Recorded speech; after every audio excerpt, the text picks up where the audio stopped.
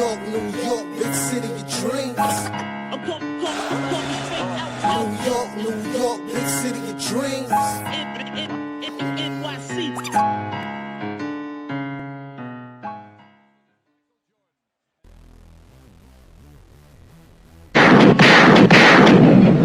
What's going on? This is Jay Ellis from the Knick of Time Show here, giving you that Knicks talk just in the nick of time. And it's time to talk about a Knicks win. That's right. The Knicks beat the Hornets once again, 119-104. We had Bridges giving us 16 points, 2 steals, and 1 block. This guy's getting you 2 steals every game. Hart giving you 15 points, 8 rebounds, and 8 assists. Point guard Hart is in effect. Karl Anthony Towns was anchoring our offense with 35 points, 18 rebounds. Okay, David Lee like rebound numbers. 5 assists and 2 steals on the night. Jalen Brunson snaps out of his funk and gives you 26 points, 5 assists, and 3 steals on the defensive end. And Deuce gives you 15 points and continues his hot shooting from 3, shooting 3 of 4 from 3. All right. And you know what? We held the Hornets to 12 points in the first quarter. But in the second quarter, the Knicks once again let their foot off the gas, having them score 35 points. But at the end of the day, the Knicks put them away, and we win decisively against the Hornets on a night of a back-to-back. And I know some of you guys are like, it doesn't matter. It's just the Hornets. I don't care. I don't care, because if we lost this game, it'd be pitchforks and Giannis trades all willy-nilly. So I'm happy that we got this win, no matter who he was, no matter who we beat, because we only have to play. Listen, we have to play the people in front of us. Until we face the tougher teams, we just have to beat the people in front of us. We're gonna talk about the game, though. All right. Before we talk about the game, I'm gonna introduce you to my peoples. First and foremost, it is the Latin assassin, ESPN contributor, hosting and toasting contributor, my man Lee Escobedo. What's going on, Lee? Yo, BJ. I see Ryan in the bat stage. Good to see everybody after a Knicks win. Glad we bounced back. Excited to talk about what the Knicks tightened up today, but also excited to continue the conversation that I broke last night on Giannis possibly demanding a trade and coming to New York. So I can't wait to have that debate later on. Yeah, Lee Garcia over here. Low-key broke the Giannis trade news the night before, talking about he was talking with his editor buddies, and they were saying it was a 70% chance that a trade was going to happen at the trade deadline. And here comes Shams saying something pretty similar. So shout out to Lee, man. They're our own insider on the KOT show. Do what I can. All right. Ryan G in the place to be. Yeah. And of course, you already know it is our ex-AU coach. Our girl, Be the Motivator, was good beat. It's a pleasure. I did want to keep informed. I did not watch the game today, but I'm still here because we got some business to talk about. Let's go. Business. It's always nice to see the Knicks win too, so I'm excited to get into this and see how the game went. Yeah, get that briefcase ready. All right, you already know it is the man, the myth, the legend, the guy with the stats and the facts. Ryan G in the building. Glad to see the Knicks bounce back and get this win, and that's all I'm gonna say. All right, and I'm gonna start off this game talking about Karl Anthony Towns, because I unleashed on him yesterday when I talked about this is the worst defense he had of the season, despite having a good offensive game last game. Today, though, I felt like he was much better defensively. The passing popped off the page. The one-handed pass, the overhead pass, it was almost Joker-like. The overhead pass to Mikal Bridges going to the hole was crispy. The bounce pass going to Jalen Brunson cutting to the hole was crispy. I already said this before, but the way Karl Anthony Towns is operating the post seems a lot better this season than it did last season. It's grown leaps and bounds. We were complaining about his footwork was bad. Actually, B herself was complaining about how bad his footwork was, and it just feels like it's progressed and gotten better and better. And today we actually seen the 3-point shooting return, and I think he shot like 42% from 3. I'm going off the memory.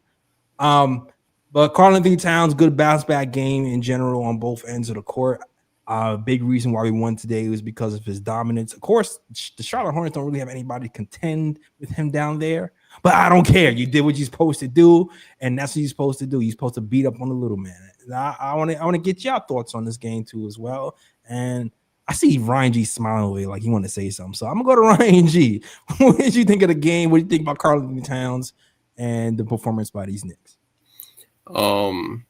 Yeah, well, Karl Anthony Towns did what he was supposed to do today, because when he has a smaller player on him, although Charlotte doesn't really have a lot of size in their front court compared to Karl Anthony Towns to begin with. I mean, Kalkbrenner, he's a good shot blocker, but he's not really bulky. You know what I mean? He's a skinny dude, and the other guy, Diakite, I think, or Diabate, I forgot his name, but yeah, he's a small dude as well. So, you know, when Cat sees those size mismatches, he's doing what he's supposed to do, which is take them into the post and dominate them there. You don't have to take a 3-pointer on nearly every possession. You can get your easy baskets like that.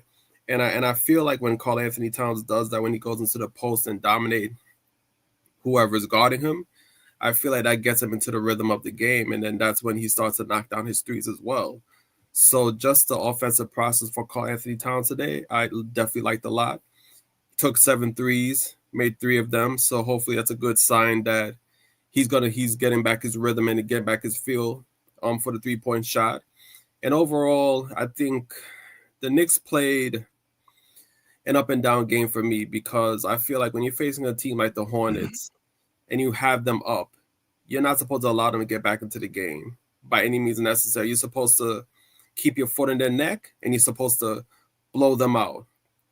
So the fact that, and it's not even just a Hornets game, like this has been an issue with the Knicks all season, where the Knicks will start a game hot. They'll jump on a team. They'll build a 15-point lead, 18-point lead, etc. And then they'll just take their foot off the gas, and they allow the opposing team to get back into the game. And then everything that they did in the first quarter, or whatever quarter it may be, to get them to where they had that big lead, it's like they just stopped doing it, and they just allow teams to get back into the game, which is something that they need to work on and get better at as the season goes on. But overall, there's nothing to panic about.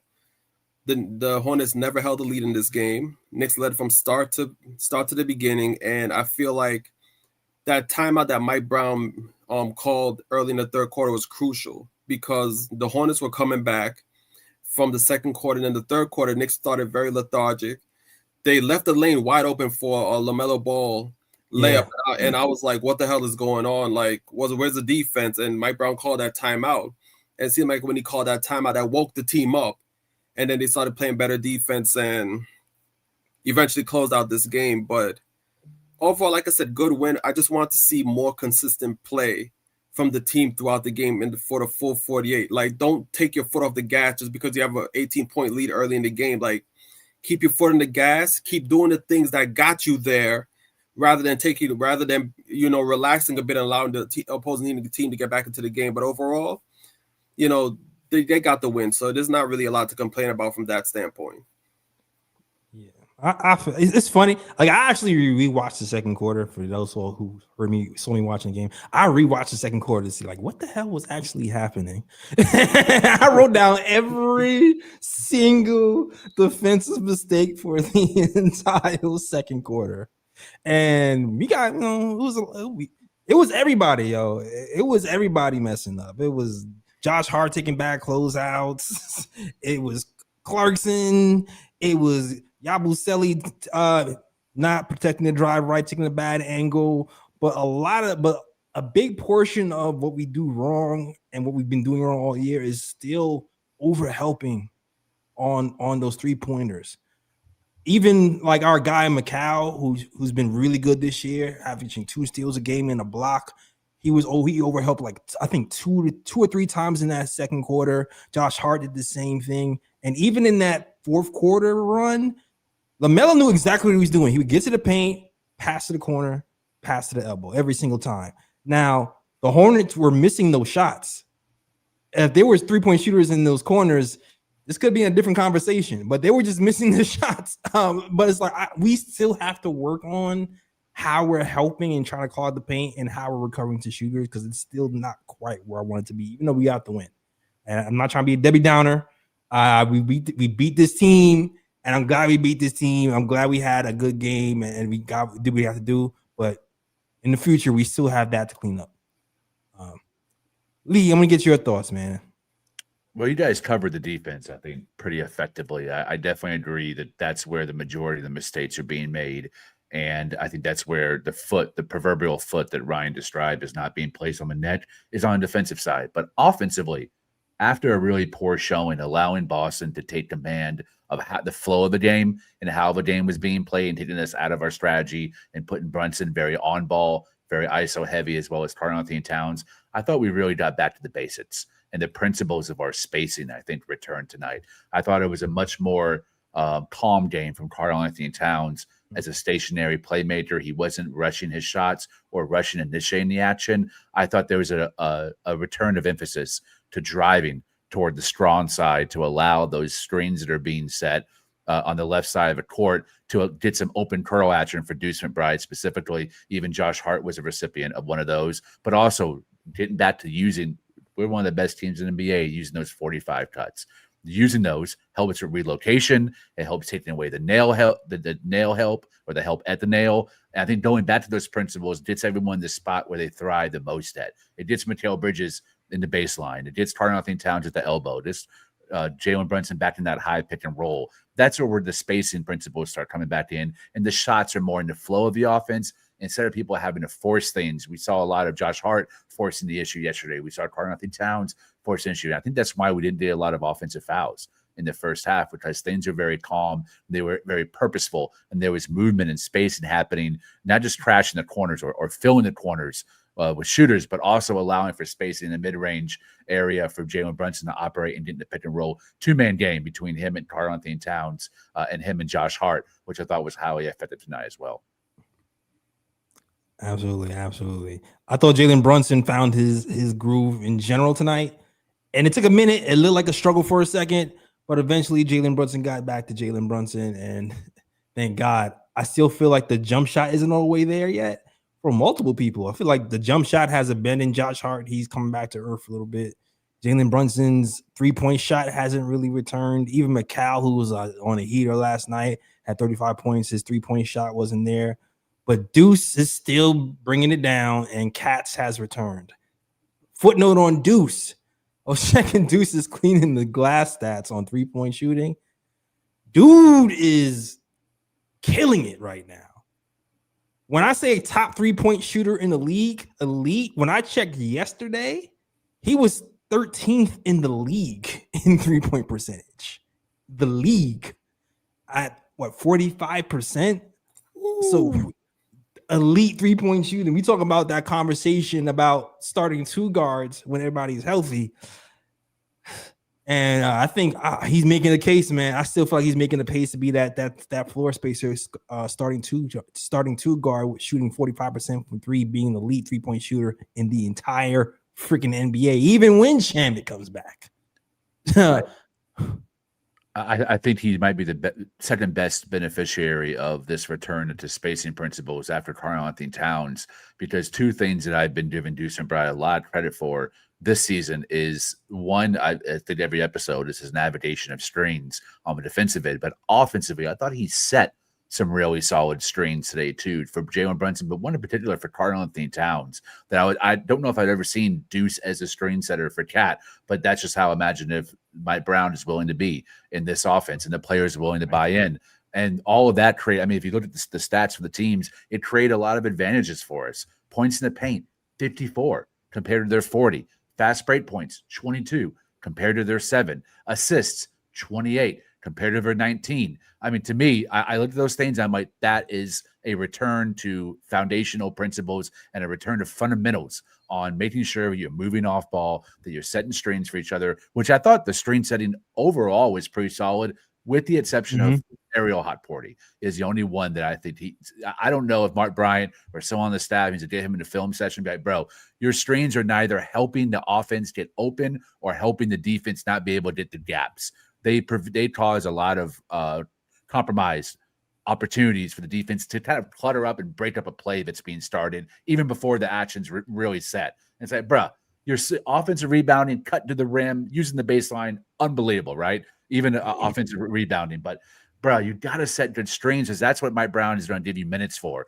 That is so important in Mike Brown's system. That's why Sabonis was such a hub, which is ability to screen, relocate, or screen, dribble, handoff, turn around, get the ball back, put the ball on the floor, and make a decision in the short roll. You got to be able to bring those fundamentals of a game if you want to earn your minutes outside of an injury or a back-to-back situation like Mitch was on tonight. I thought the screens were actually all right. Maybe I missed something. I thought the screens were actually all right. I thought he had a couple of really good screens, actually. Maybe I saw something different. I don't know. Hey, listen, you've actually played basketball, so maybe just have a more trained eye. I'm still learning the game, but to me, when I compare him to Cat or I compare him to Mitch or even Trey Jameson, I think he's the lowest one. Tonight, I saw multiple opportunities that led to them being able to have better screen navigation, guarding our point of attack compared to other big men on the floor. I'll say this about Huck Porty's screening. In my opinion, I don't think he's a bad screener per se, but he still needs more discipline on the screens because he had 2 offensive fouls for moving screens. So I still think he needs more discipline on his screens. But I think overall as a screener, he's not bad. He's average to me. Like he's not terrible as a screener. I actually think the screen offensive fouls might have been Kolik's fault, not even Huck's fault, because as a guard, if you're like waiting for the screen, you have to wait till the center is set before you go. And Huck Porty was like moving, trying to set the screen, and then Kolik was already moving. So now he's trying to catch up and set the screen to set the play, and then he gets called for the offensive foul. So I feel like that might be more Tyler Kolik's fault, or it's just like a chemistry thing. Like when you playing pick and roll with a big man, like you kind of have to have like a chemistry with the big man to get the timing right. So I think they would. Yeah. I mean, but if they're not playing, like Huck Porty doesn't play much, so if like they're not playing a lot together to work on that timing, you don't really get that timing unless you have reps. So I'm not necessarily sure. I need to watch it again. I saw the second one, the first moving screen I missed. I saw the second one, and when I saw the second one, I was like, okay, Kolik, you had to wait like about another beat before you let Huck set that screen. But that's just me watching. But I mean, I don't know who's the first one. I don't know whose fault that was. I didn't actually see that one. In general, Huck Porty, he had 5 fouls. So he had 6 fouls. My bad. He fouled out. Yo, he made use of his minutes tonight. I like them, damn it. I like those fouls, bro. I liked it. I liked how active he was. I liked the screening role. He was coming up to the level, the 3-point line, harassing drivers. Yep. I liked how he blocked.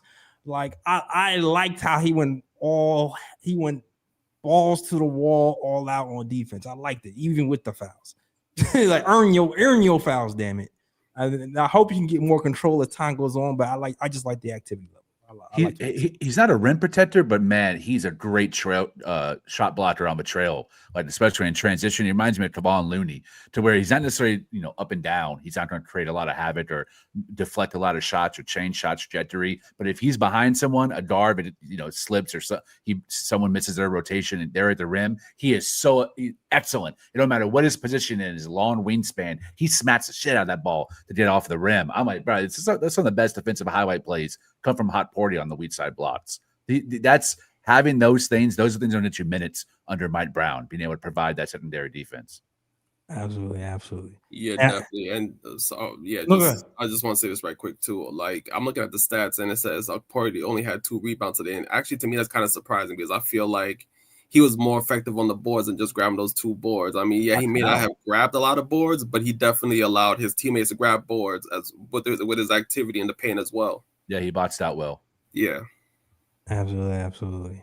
But the only other person I really want to talk about is Clarkson, man. I think we need to put him on a milk carton at this point because his game has been missing for like a good 5 games. Come on, his 3-point shot has abandoned him.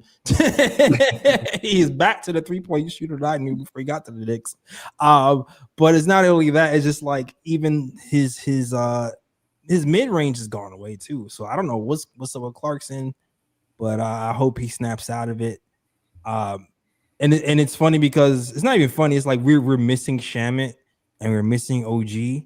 So when Clarkson is not playing well, it hurts more because we don't have that many options to replace his productivity. So he starts to say, okay, we'll go more Tyler Kolek, which he's been okay. He's been decent setting people up, but he's not the scorer that we need really.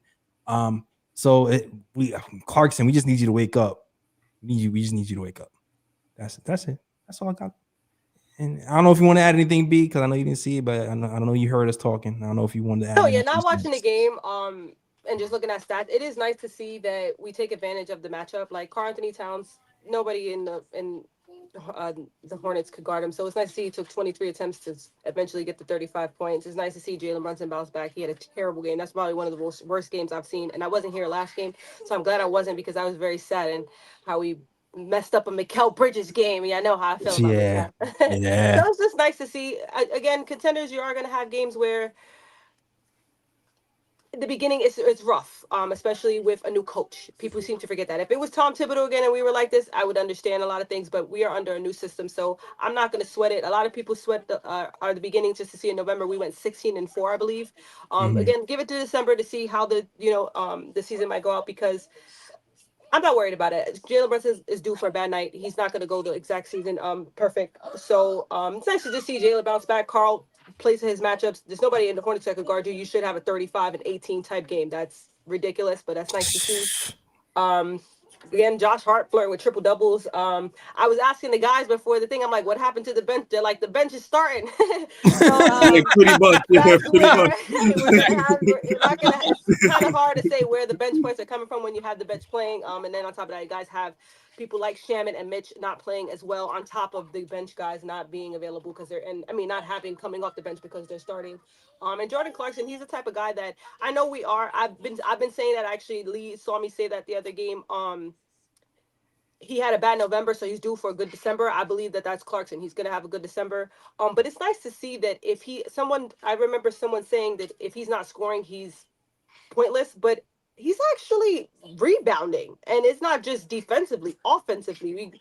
For a guard like him to be getting offensive rebounds consistently, they're not high numbers. He's getting 3 or 2, but that's a lot for somebody of his size, and that's not his game typically. So I always say if you're not going to be scoring and you're typically a scorer, you got to be facilitating or you got to be playing defense or you got to be rebounding. And it's hard again because he's not also playing good defensively either, but he is rebounding. He's contributing in some way to the game. So it's not like he's a black hole like Yabusele so far right now. He is somebody that needs a big December. If not, we have to start having uncomfortable conversations.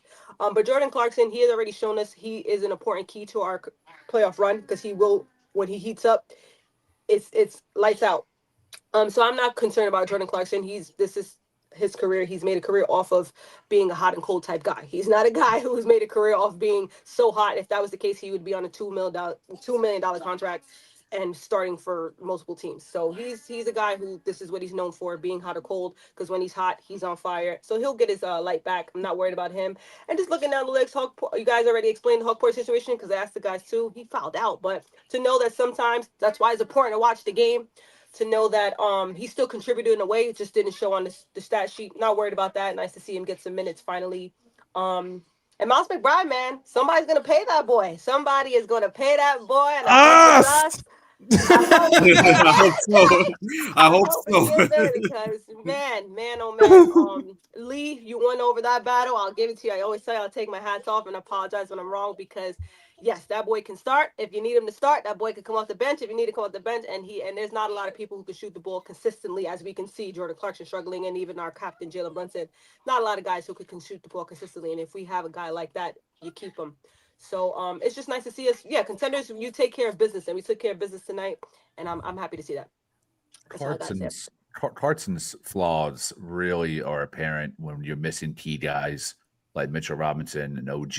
Yeah. To me, it's a more brutal eye test. But when we are fully healthy, all of his points are just icing on the cake. If he's dropping 15 or 17 points, it's almost guaranteed to win because that means he's getting his stuff in the flow of the offense, and people are having to stay on Cat because Cat's on fire, or stay on Brunson or double Brunson or Bridges because they're in a groove. Jordan Twight, I don't need him to play good every game. I just need him to play good when we need him and when it matters. And I think he'll come through in that regard because he always has in the postseason performer. Good points. Good points. Shout out to B. He's dropping gems when she didn't even see the game. That's how you know. That's how you know ball. All right. I don't need to see the game to drop a gem. The hell. Nah, that Jordan Clarkson offensive rebounding point was a good one. I remember somebody was like, he shot bad. How come he's a +9 when he shot bad? He had he was a +9. He had 3 offensive rebounds that led to 3 3-point shots. And that's why he was a +9 when he shot bad. So, like, you can do something well, especially the offensive rebound that can lead to some points. And now your plus minus is looking crispy. So, absolutely right about that. All right. Anything else you want to talk about the game before we move on to the main event? I thought Tyler Cole would play nice. Overall, I thought the first quarter was his strongest quarter defensively. I tweeted out that I thought he was making good decisions on the hedge, good decisions on kind of doing that fake double, enough to where the player actually deferred from scoring and passed out, which took more time off the clock and slowed down their offensive set. And overall, I didn't think he was a net minus. To me, he just needs to be more aggressive with the shot. Like if that 3-point shot is hitting, if you're 2 or 3, damn it, shoot 5, maybe 6, because that it opens things up for everybody else. We need to have those ancillary players, the end of the bench guys, when they're in there playing with the starters. And I love that rotation that Mike Brown went with him, Porty, Yabusele, and Bridges, and one other young kid. Oh, I can't remember who it was.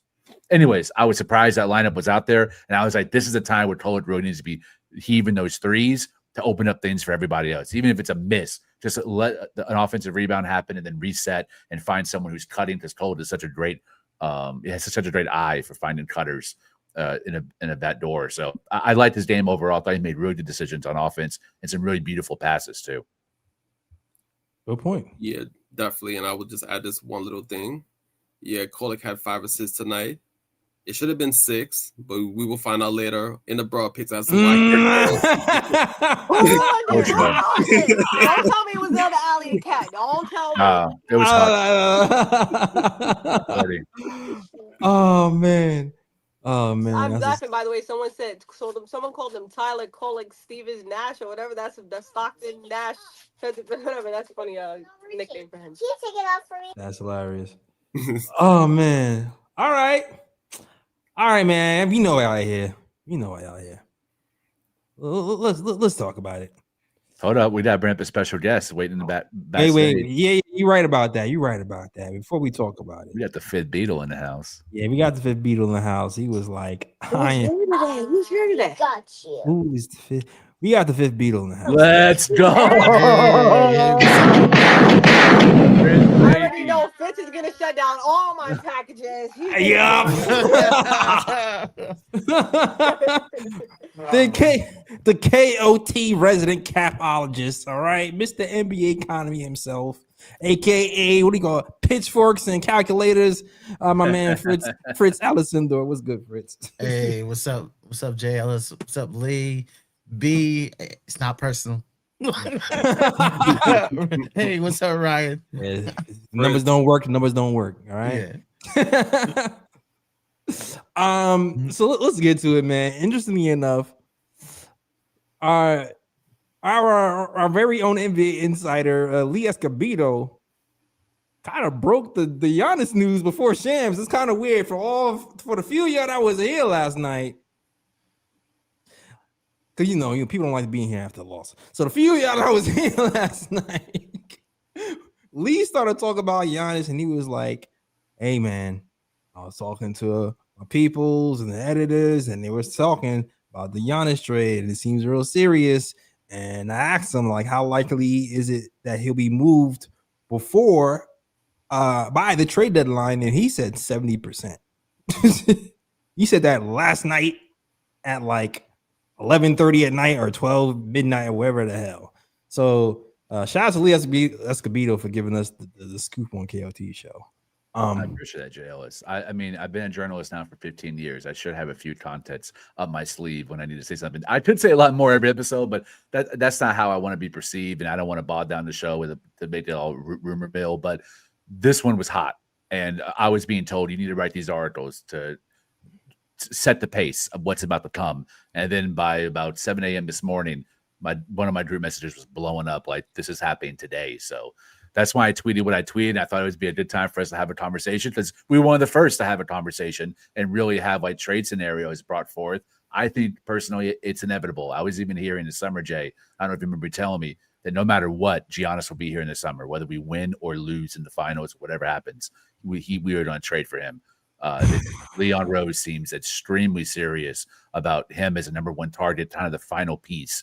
Now, what goes out, that's what we're all here to talk about, what we're comfortable with, what we're not comfortable with, what pisses us off, what's going to make Fritz flip the table or B possibly hop out the show. Jay flip the table. Mikal Bridges is involved, so I'm ready to get into it. It should be a fun conversation. Oh, my gosh. And we kind of had a couple of trade scenarios. And it's funny when we talked about trade, I slept on the trade scenarios and I woke up and I was like, how do I feel? Because sometimes it takes me a minute to like really process what the hell is going on. And even with the trade scenarios presented last night, I was just like, I don't know, man. I'm not all the way comfortable with it. And you know what? I'm move on. You know what? I'll approach that later. I was looking at that Mitch out of here comment. Yeah. I think you know what it is for me, and I think Lee said it best. Like we do need to stretch big next to Giannis for it to work, and trading Wingstop and having him be the power forward and Mitch here, it just makes everything kind of weird and clunky. Like I feel like we'll get bogged down with a lot of the trade scenarios, which is why all the trade scenarios not all of them, the one trade scenario that I was trying to fathom in my mind would actually be more of like a cat swap and have Giannis at the 5, but he also doesn't want to play the 5 full time. But that's the only thing that makes sense to me that will help us keep our spacing, which leaves me at a conundrum. Like, I don't know if this is the right fit or if we need more pieces to make a secondary move, or we have to make sure we don't give it up a lot of pieces so you make a secondary move to make sure this actually makes sense if it indeed does happen. I think that's when I went to sleep and woke up. That's how I felt about it the next day. I don't know if anybody wants to respond, but I'll also know that B has some trade packages, right? You have trade packages? I actually don't have any trade packages. I actually just I'm against the trade right now, and I know that you guys are. Peppa Pig is bugging out today. I'm sorry. I know that you guys. My daughter still in her costume. She's in there. Sorry. Still in the Peppa Pig. But I just wanted to piggyback off that for the sole fact that that's exactly why I'm against it at this time. There's so many situations that have to happen for it to work, and to do that December. And the trade's not going to happen December 4th, 5th, 6th, 7th, 8th. It more likely will happen probably after Christmas or around Christmas time or January, February, which is allowing more time for this team that we currently have to gel together to throw someone in to then be like, are you going to play center? Are you going to play off Jalen Brunson? Are you going to play this? Are you going to play that? That's hard to do in the middle of a season when you're coming off a Eastern Conference Finals appearance. This is a organization who is dying for a championship. And I know when you hear Giannis, you're like, oh, guaranteed championship. He doesn't guarantee anything. No one guarantees anything in life. So for you guys to figure it out around end of December, January, February, and then say this is what's going to happen, I think that's the first reason why I'm against it. We don't know who they truly want. Typically, from what I saw, I think the Kyle Kuzma trade was disgusting. But from before that, from what I could remember, Milwaukee does pretty good business. Or they do mediocre business. Nobody really does business like Dallas or like, a lot of people do pretty good business. So I don't see why they would. They've never really had a franchise player since the early, I can't remember, a Giannis type in many years, that they would let that type of player go and then be like, oh, we're just going to take Karl Towns. That's fine. We'll take him. No picks. We don't have any picks. And before you guys even talk about the picks, F them picks. We already let it go. There's nothing we can do about it. We can't call Brooklyn and get them back. They're gone. So the thing about it, too, is what's really cool about our situation, which is why I don't care to rush it, is because even if you want Giannis, we don't need the picks anyway. We can get him. It's just about how. And My brothers will go over the facts of how that might work about, but there's a lot of people that I'm unwilling, and the people that I'm unwilling to let go at this time is Mitch Robinson. I know that wasn't towards me, bro, but still, Mitch has to stay. That's how I feel when you say Mitch. I get a little mad about that. Mitch stays, Hart stays, Mikal stays, even OG stays, which leaves who? Which leaves who? Jalen Brunson. I didn't even mention him because that goes without saying. He stays. Right. So it doesn't leave a lot of people for me to sit back and be like, okay, I'm willing to give him up. If you want to give maybe a Deuce and a Carl, and somehow that works, which I know Fritz is gonna tell me, nope, it doesn't already. If you want to give, if you want to give maybe a Kolick and Dadik and then Carl, I'm with it. That's fine. If you want to give things like that, but we have to be realistic. And realistic speaking, you're gonna take away 2 or 3 key pieces in our championship run to obtain Giannis at this time. So that's just where I wanted to piggyback off that real quick. Why right now? Where would Giannis fit in? It's not that he doesn't or he may not, but we'll go into why I feel like he doesn't either. But it's not that he doesn't or he may not. It's the sole fact of when he does replace who we trade him for, does he truly replace that? Because if you're giving him just Carl, he absolutely replaces tremendously because we still got Mitch, we still got OG, we still got Mikal, we still got Jalen Brunson. That's unanimous. Anybody, whether you're a basketball mind or not, you take that off the table. But that's not what's going to be the case. You're probably taking them in color OG, or you're probably taking off our 2 centers, and then you're having him play center all season. But I'll let you guys go. I'm gonna keep piggybacking off of that. But that's all. I just wanted to get that off real quick. Why I'm against it right now at this time. Hard to argue with that.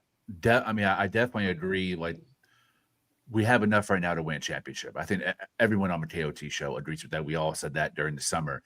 But Giannis is one of those special situations where I asked Ryan and Jay Ellis last night, is he a top 5 player or close to top 5? Both said yes. I agreed. Then I said, is he top 20 all-time in NBA history or close to it? All 3 of us agreed on that as well. To me, that's not like a Kevin Durant now or a Brandon Ingram. This is a whole nother stratosphere. This is a consistent annual MVP candidate. And to me, he's someone that is going to take someone that's probably one of your favorite players in order to get him. So any trade package, you can probably guarantee that it's going to be one of 2. Either it's Cat, all the young kids, every swap, or it's a OG and Hart. Those 2 salaries put you over what Giannis makes, but also allows you to take back some of their veterans. Veterans, I'm a huge fan. I love lots of the veterans on Milwaukee Bucks. They're championship playoff experienced veterans, and that is kind of the cornerstone of the Hart and OG combination, along with some swaps and additional young kids too. But it's going to be either Cat or OG that are out the door. So I'm sure right now most Net fans prefer it to be Cat because Cat is the most frustrating of all the starters. But why would Milwaukee want Karl-Anthony Towns? So now you're talking about a 3rd team, and now all of the expansion opens up to who's getting what other teams are involved. It creates a lot of hypotheticals. I have one here, Trey, that I can propose, and then we can talk about it. And the reason I have this one specifically, it was tweeted out. I shared it with the group chat. It was tweeted out by an account that has been even more money than me on all of their insider information. It's NBA Trade Report on Twitter. Jay, if you want to hop into this now, or if you want to keep talking, then we can bring it up later. You run the show. I'm cool, whatever. We can. I want to get to Fritz and stuff too. We can talk about it a little bit later.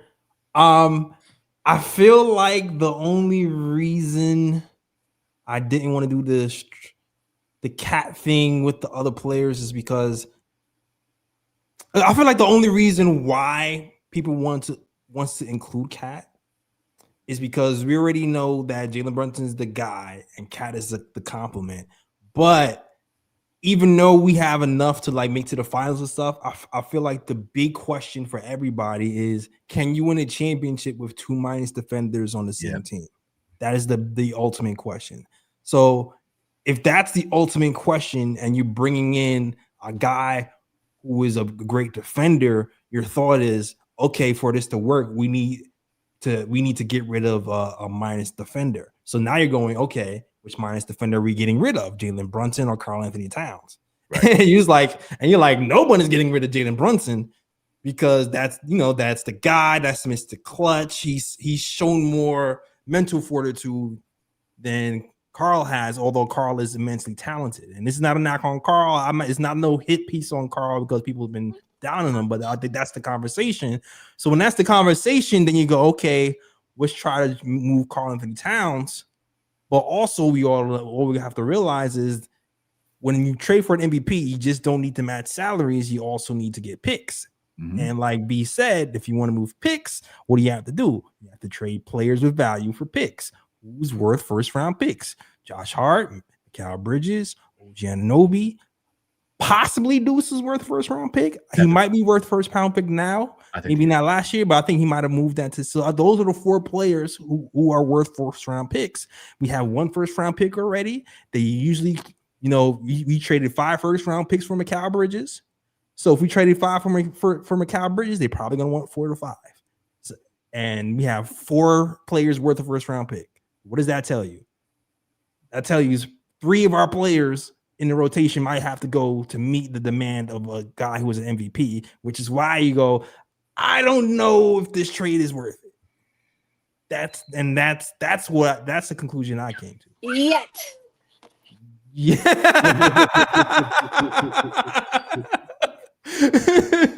Yet says call me in July. Yeah, I do see the chat. He is worth it. Just I don't know if yet. Fritz, I want to go to Fritz. I just want to.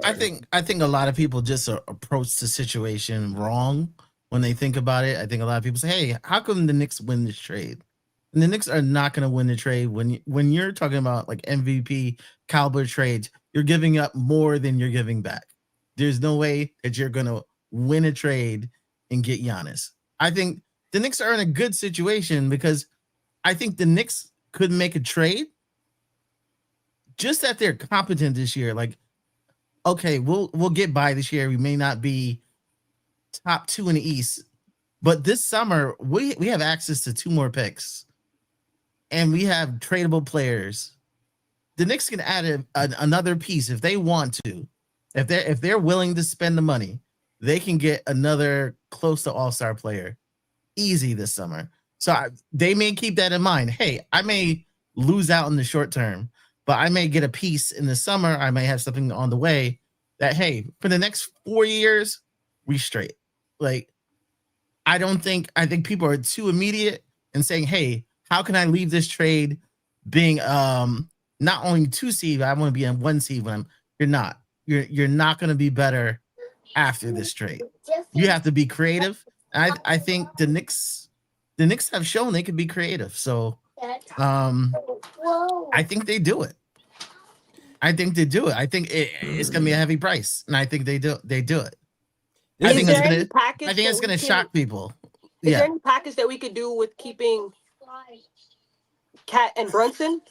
No, I'm sure. No, Cat Brunson, you can, but like, I think it's going to be a big trade. I don't think everybody's thinking Milwaukee, New York. Involved? I'm thinking 5 teams.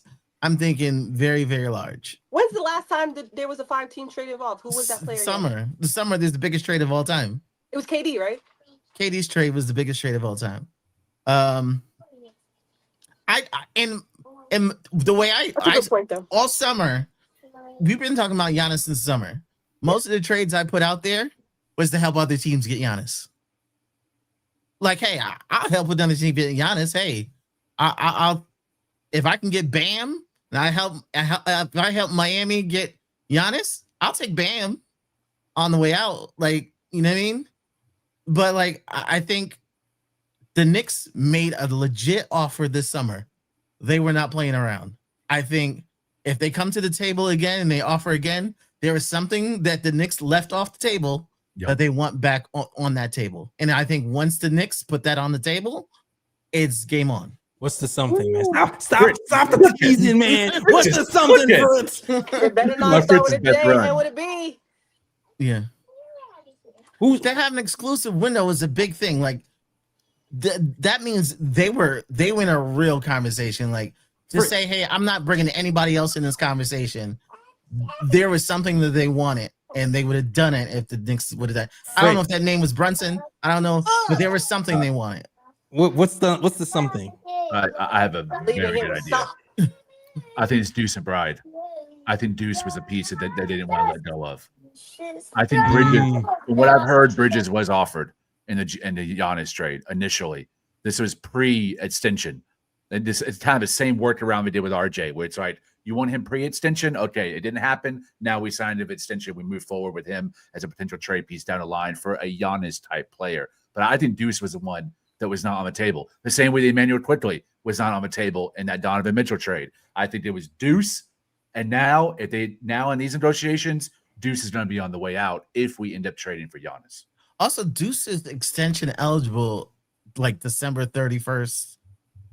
Like he's extension eligible. He can get a big bag. Like if the Knicks know, hey, I'm not going to give Deuce 12. I'm not going to give Deuce 12 million a year. Maybe they include him. Like, hey, I can't spend 12. Hey, he's in the trade. This is the time teams want to be able to extend a player. They don't want to fight for a player in the summer. Right. Interesting. Yo, Bucks, you could grow with Rollins and Miles. You could grow with them. Yeah. That's true. All right, I'm gonna just say my thoughts right quick. So, based on tonight, my mind has kind of shifted a bit because tonight Giannis went down with a calf strain, and this is not a this year issue. For the last couple of seasons, he's had this calf strain problem, and before I was on the side of, let's see how things progress going towards the trade deadline. If the team looks like they're playing well, near the number 1 seed or number 1 seed, keep the squad as is. Let them go for the chip. Don't mess up the depth that the Knicks have currently. If they were struggling and they were like a 3 seed, 4 seed, then I would have been like, all right, you know what, pull the trigger. Go for the Giannis trade. Now with the calf injury, and then on top of that, it's a non-contact injury. It's not like somebody hit him and he got hurt. Right. He was jogging up the court, and then all of a sudden he felt his calf bothering him, and he just went down. So if I'm the Knicks, I'm doing my due diligence right now. I'm looking up I'm like, yo, give me every single medical report that you have on Giannis, and I'm looking over that calf, and I'm examining it, and I'm wondering, okay, if I make this trade for Giannis, can my medical team keep him at least fairly healthy for the 5-6 seasons he's gonna be here after the trade? Or is this a situation where it's like, is his calf bad to the point where it might get to you know what? Because you know what calf usually lead to. And then on top of that, here's my caveat, because if there was a player like KD, right, that got his Achilles injured, I would still go for that trade, because the thing with KD is that KD has a legit jump shot. KD does not depend on athleticism to get his buckets. And so if it was for a KD like player, I would have been like, you know what? The calf strain, I know how special that player is. I know that he has a consistent jump shot. I know he can still score without his athleticism. I'm going for it regardless, because I know that player is going to help bring us over the top. The thing with Giannis is that Giannis doesn't have a legit jump shot. He doesn't, like, his jumper is not there as of yet. So a lot of times when Giannis scores, he depends on athleticism to get his buckets. And if he ends up blowing that Achilles, what kind of player are you getting after the fact? Mid-dice. And that part, and that's the part that's scary about this thing. So, and then on top of that, it's like, now there's going to be pressure, because if Giannis is talking with the Bucks right now and he's like, I want to move, like, I can't wait no longer, like, let's get a trade done as soon as possible. Now that's putting pressure on the Knicks, because you're like, damn, if we try to wait this out, there's a good chance another team might swoop in and get him, and then we lose our chance on Giannis. So it's a really tough situation right now, and I don't know which way I'm leaning, because I'm like, I need more medical information on Giannis. Like, I need to know if this calf issue is not going to get worse, and it's something that's very manageable before I even pull the trigger on this trade. It is That was very beautiful. possible. That was beautiful, Ryan. Agreed. It's very possible we've seen Giannis play his very last game in Milwaukee today. Yeah. after he's off the court. That to me, that's a very real possibility. And I can tell you right now, Ryan, everybody watching, OKC and San Antonio Spurs already have their package ready. They are both willing to go all in on Giannis. So both have an offer that beats us without even involving a 3-team trade. They have a contract aggregation. They have a draft call. San Antonio has, if you ever research what San Antonio has draft, those Atlanta Hawk picks are money, guaranteed money. So that's fine with their own, fine with Harper or Castle, and then Sohan in the back and Keldon Johnson in the back end. They have contracts. And then OKC, Raw, when he was on the show, Raw Hebrew brought up a great point about how they're approaching the luxury tax. And their luxury tax bill is going to be more than their salary cap based on the upcoming extensions for Chet and J-Dub matching up with SGA's max extension. So they're not going to make the movie. They're getting rid of Isaiah Hartenstein and Dort in order to afford their bid 3. They now have pieces in Hartenstein and Dort that combined make up Giannis' salary. So those two teams will absolutely be in the fray trying to outbid us. So the Knicks, if Leon is not assertive and is not feeling the same way he did at the beginning of the season, guarantee Giannis has played his last game in Milwaukee and he's going to be suiting up for a small market. This is going to be a dynasty for the next couple of years, with or without the cap strain. Even with him hobbled or 80%, they're still winning multiple championships. OKC or Spurs, that is. Yeah, I think the cap strain probably guarantees that he's traded now. I think this summer, I don't think Milwaukee was trying to keep Cat. Well, no, they weren't trying to keep Giannis. I think they're just buying time. I think they were buying time. If they could get the Knicks to wait till next summer, they can get a whole lot more out of the Knicks than they can get out of them now. They can't. You can only squeeze so much out of the Knicks. Like we don't have what other teams have. You're talking about the picks. Yeah, the 2 picks. We have access to 2 more picks. Right. Next summer. Right now, you can't ask the Knicks, but for so much. You can ask for OG. You could ask for Mikal, but you're not. Just only so much. They're a small market team.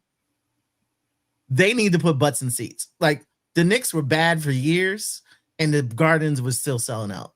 Like Milwaukee is not that type of town. They have to be watchable, but at the same time, you have to think about your future. Their future picks aren't theirs because they were all in for the last few years. So they can't just, hey, we'll just be bad and we'll just play the process. They can't. They can't. Like that's one franchise you can't do that to. So they have to be. They're kind of trying to get the unicorn. They're trying to get good players at the same time. Get the picks. Stay above water because they can't sink to like the Nets level and still survive as a franchise.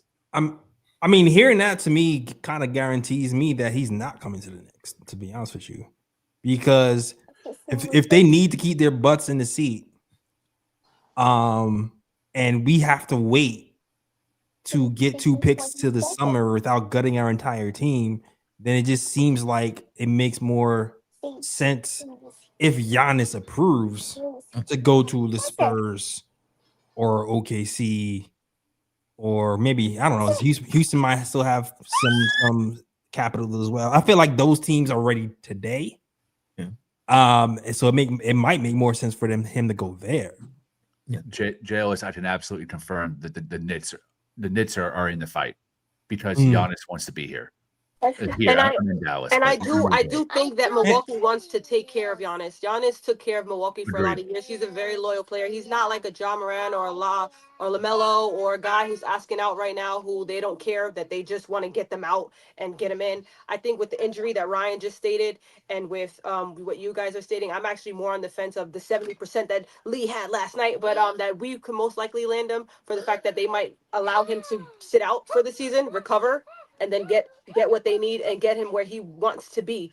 And it's no doubt, it's no surprise that Giannis keeps kind of hinting that he wants to be in New York City. I don't see how they just disregard what he wants and just throw him somewhere else just so they can get what they want in return after everything he's done for Milwaukee. I do know business is business at the end of the day, but he is one of the very few, which is kind of in the Stephen Curry category, or in like even you can even put Luka even at one point, but Luka didn't have. That's where I know like people like to compare the Luka trade, but they would prefer to take care of him before they take care of their franchise.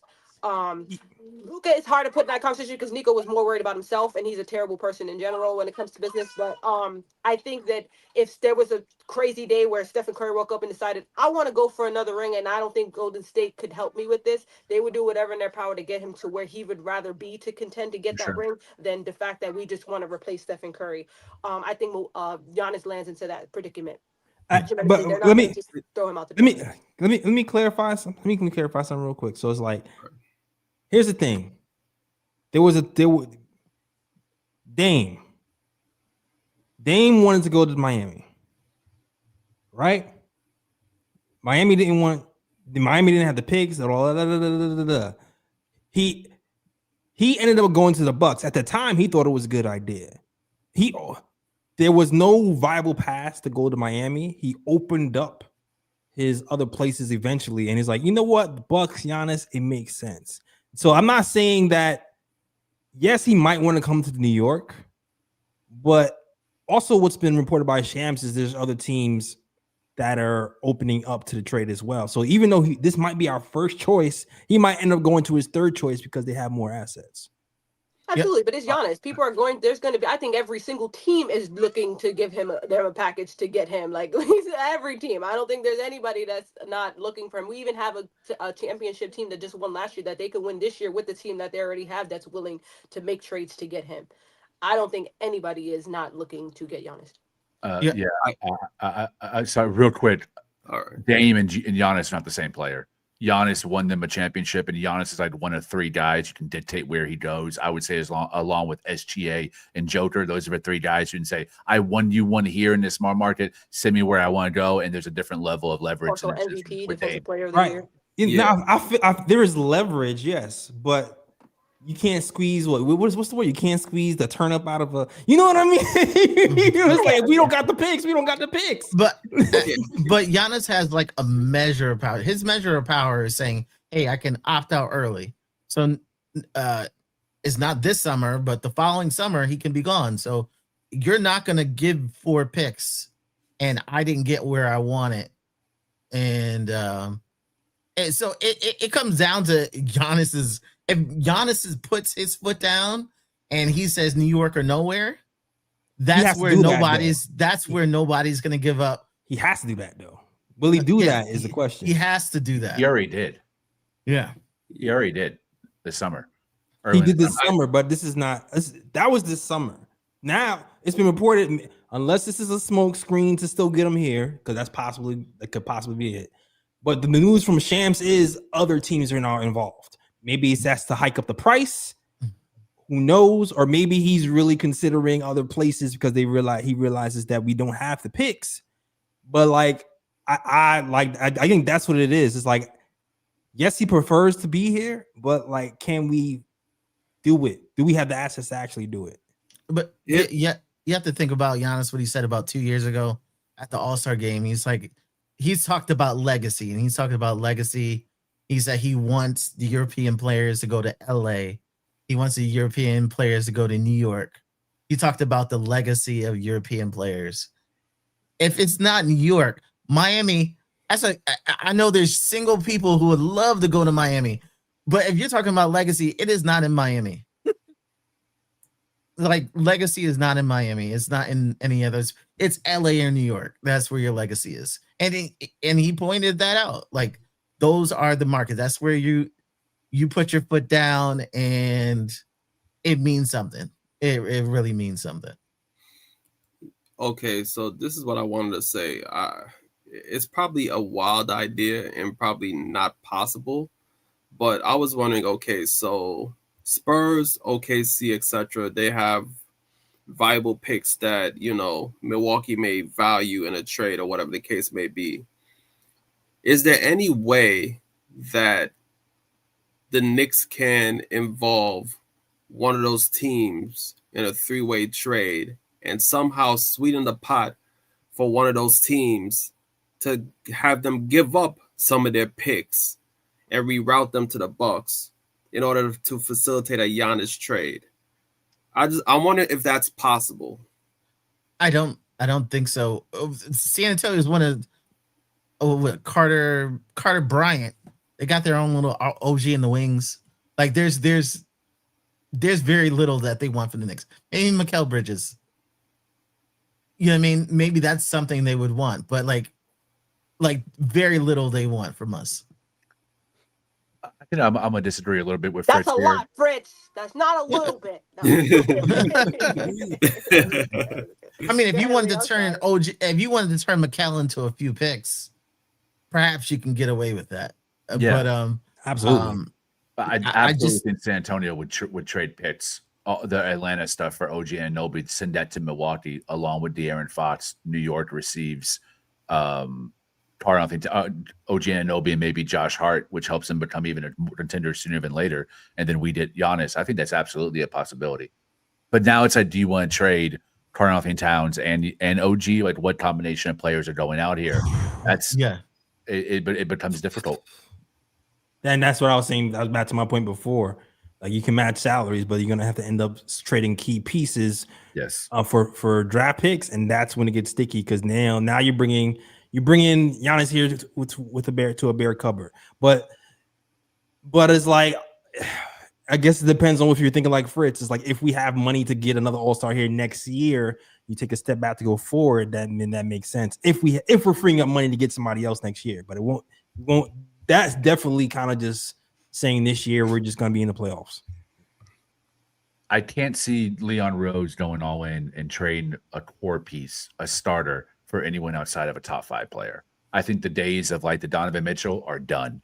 I think from this point on, it's only to get a player better than Brunson on this roster. And the only one that's even quasi available now is Giannis. He's the only one to have any potential for us to trade for. So I think there's definitely going to be a package that is presented. Pause for Giannis probably right now. Honestly, like right now, I think the conversations are already happening.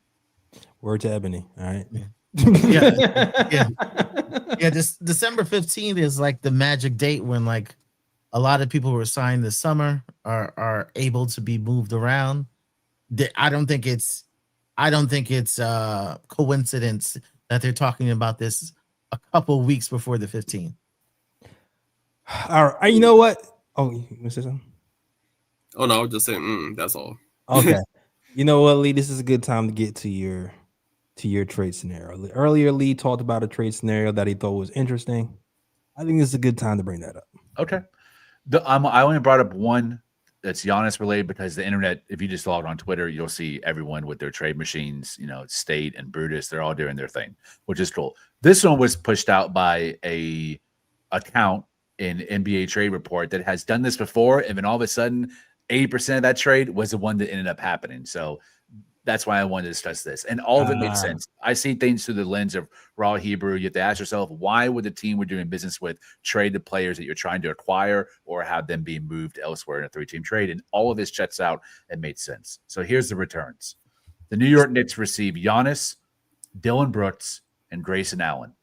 The Milwaukee Bucks receive Jalen Green, OG Anunoby, Mark Williams, and multiple first-round and second-round picks from both Phoenix and New York. And then the Phoenix Suns would receive Karl-Anthony Towns, Kyle Kuzma, and Batum Dadier. So that means the two major pieces leaving the Knicks are Karl-Anthony Towns and OG Anunoby. But you get back multiple wings and Grayson Allen, Dylan Brooks, and of course Giannis. Pack your bags right now, OG and Cat. You can go. Hey, we got her. That didn't take long. We got her on the side of the trade. Hold on. And what makes that trade even crazy is that Dylan Brooks is having a career year too on top of that. So it's like, damn. He's a sniper. And he's the dog personality we've been missing since Leon Rose took over the Grayson, Jesus Christ. I saw this trade. Hold on. And this is the one I'm like, Phoenix looks like they lose out, but the thing is, Phoenix doesn't have an all-star player outside of Devin Booker. Out of Devin Booker. Do you know who Devin Booker's best friend in the entire world? Yeah, Karl-Anthony Towns. It's Karl-Anthony Towns. That's his best friend in the entire world. Yeah, I think that's their best chance of getting an all-star. Like, Devin Booker come through New York. I don't know. It's also it's the best way to keep Devin Booker from not saying "get me out of Phoenix." Yeah, and that ownership wants to turn it around. There you go. Yeah, you got it pulled up. Yeah, and it for Milwaukee, it word. fulfills the butts and seats Can't with really see none. the Jalen Greens with Correct. Jalen Green. And Ryan Rollins, that's a hell of a backcourt. Yeah, so I mean, Explosive. it's something for them to watch. You have to give them something to watch, and I think it gives them enough to watch that the fans won't stop coming. I would make this trade. So I guess now there's two trades that I would make. This Yeah. one, the one caveat, I think I would prefer to have Nick Richards over Grayson Allen, but even that's up for the debate. I see the value in Grayson Allen, especially defensively. He's a good defender too. Yeah. Yeah. Yeah. I think Yeah. Hot Porty now is a part of the rotation. He actually might even have to start at center. I think Wait, Mitch goes? No, Mitch stays. and your husband stays too, and Mateo Bridges. Stop it. And also, Deuce Deuce is still here too. Oh, and Deuce is here, and Shamit's here, and Clarkson's here, and Yabu's Leon, on if there. you got a secret account. that trade I would do. I would do that trade. Me too. I see that some people are not a Grayson Allen fan. I think you should put personal aside when it comes to Grayson Allen. He's a For great sure. basketball player, and he's just a great basketball player. I think Grayson Allen's a flippable player. That's what I like about it. But no, because you got to think you're not gonna rebuild this team in like one trade. I think if this summer if they didn't want Grayson Allen, he's not a good fit. You can move him. Yeah. I think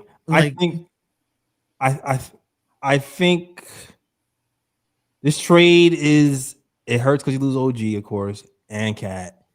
It's not a bad trade, but I think like what Fritz says is like it feels incomplete to me because of the center position thing is weird.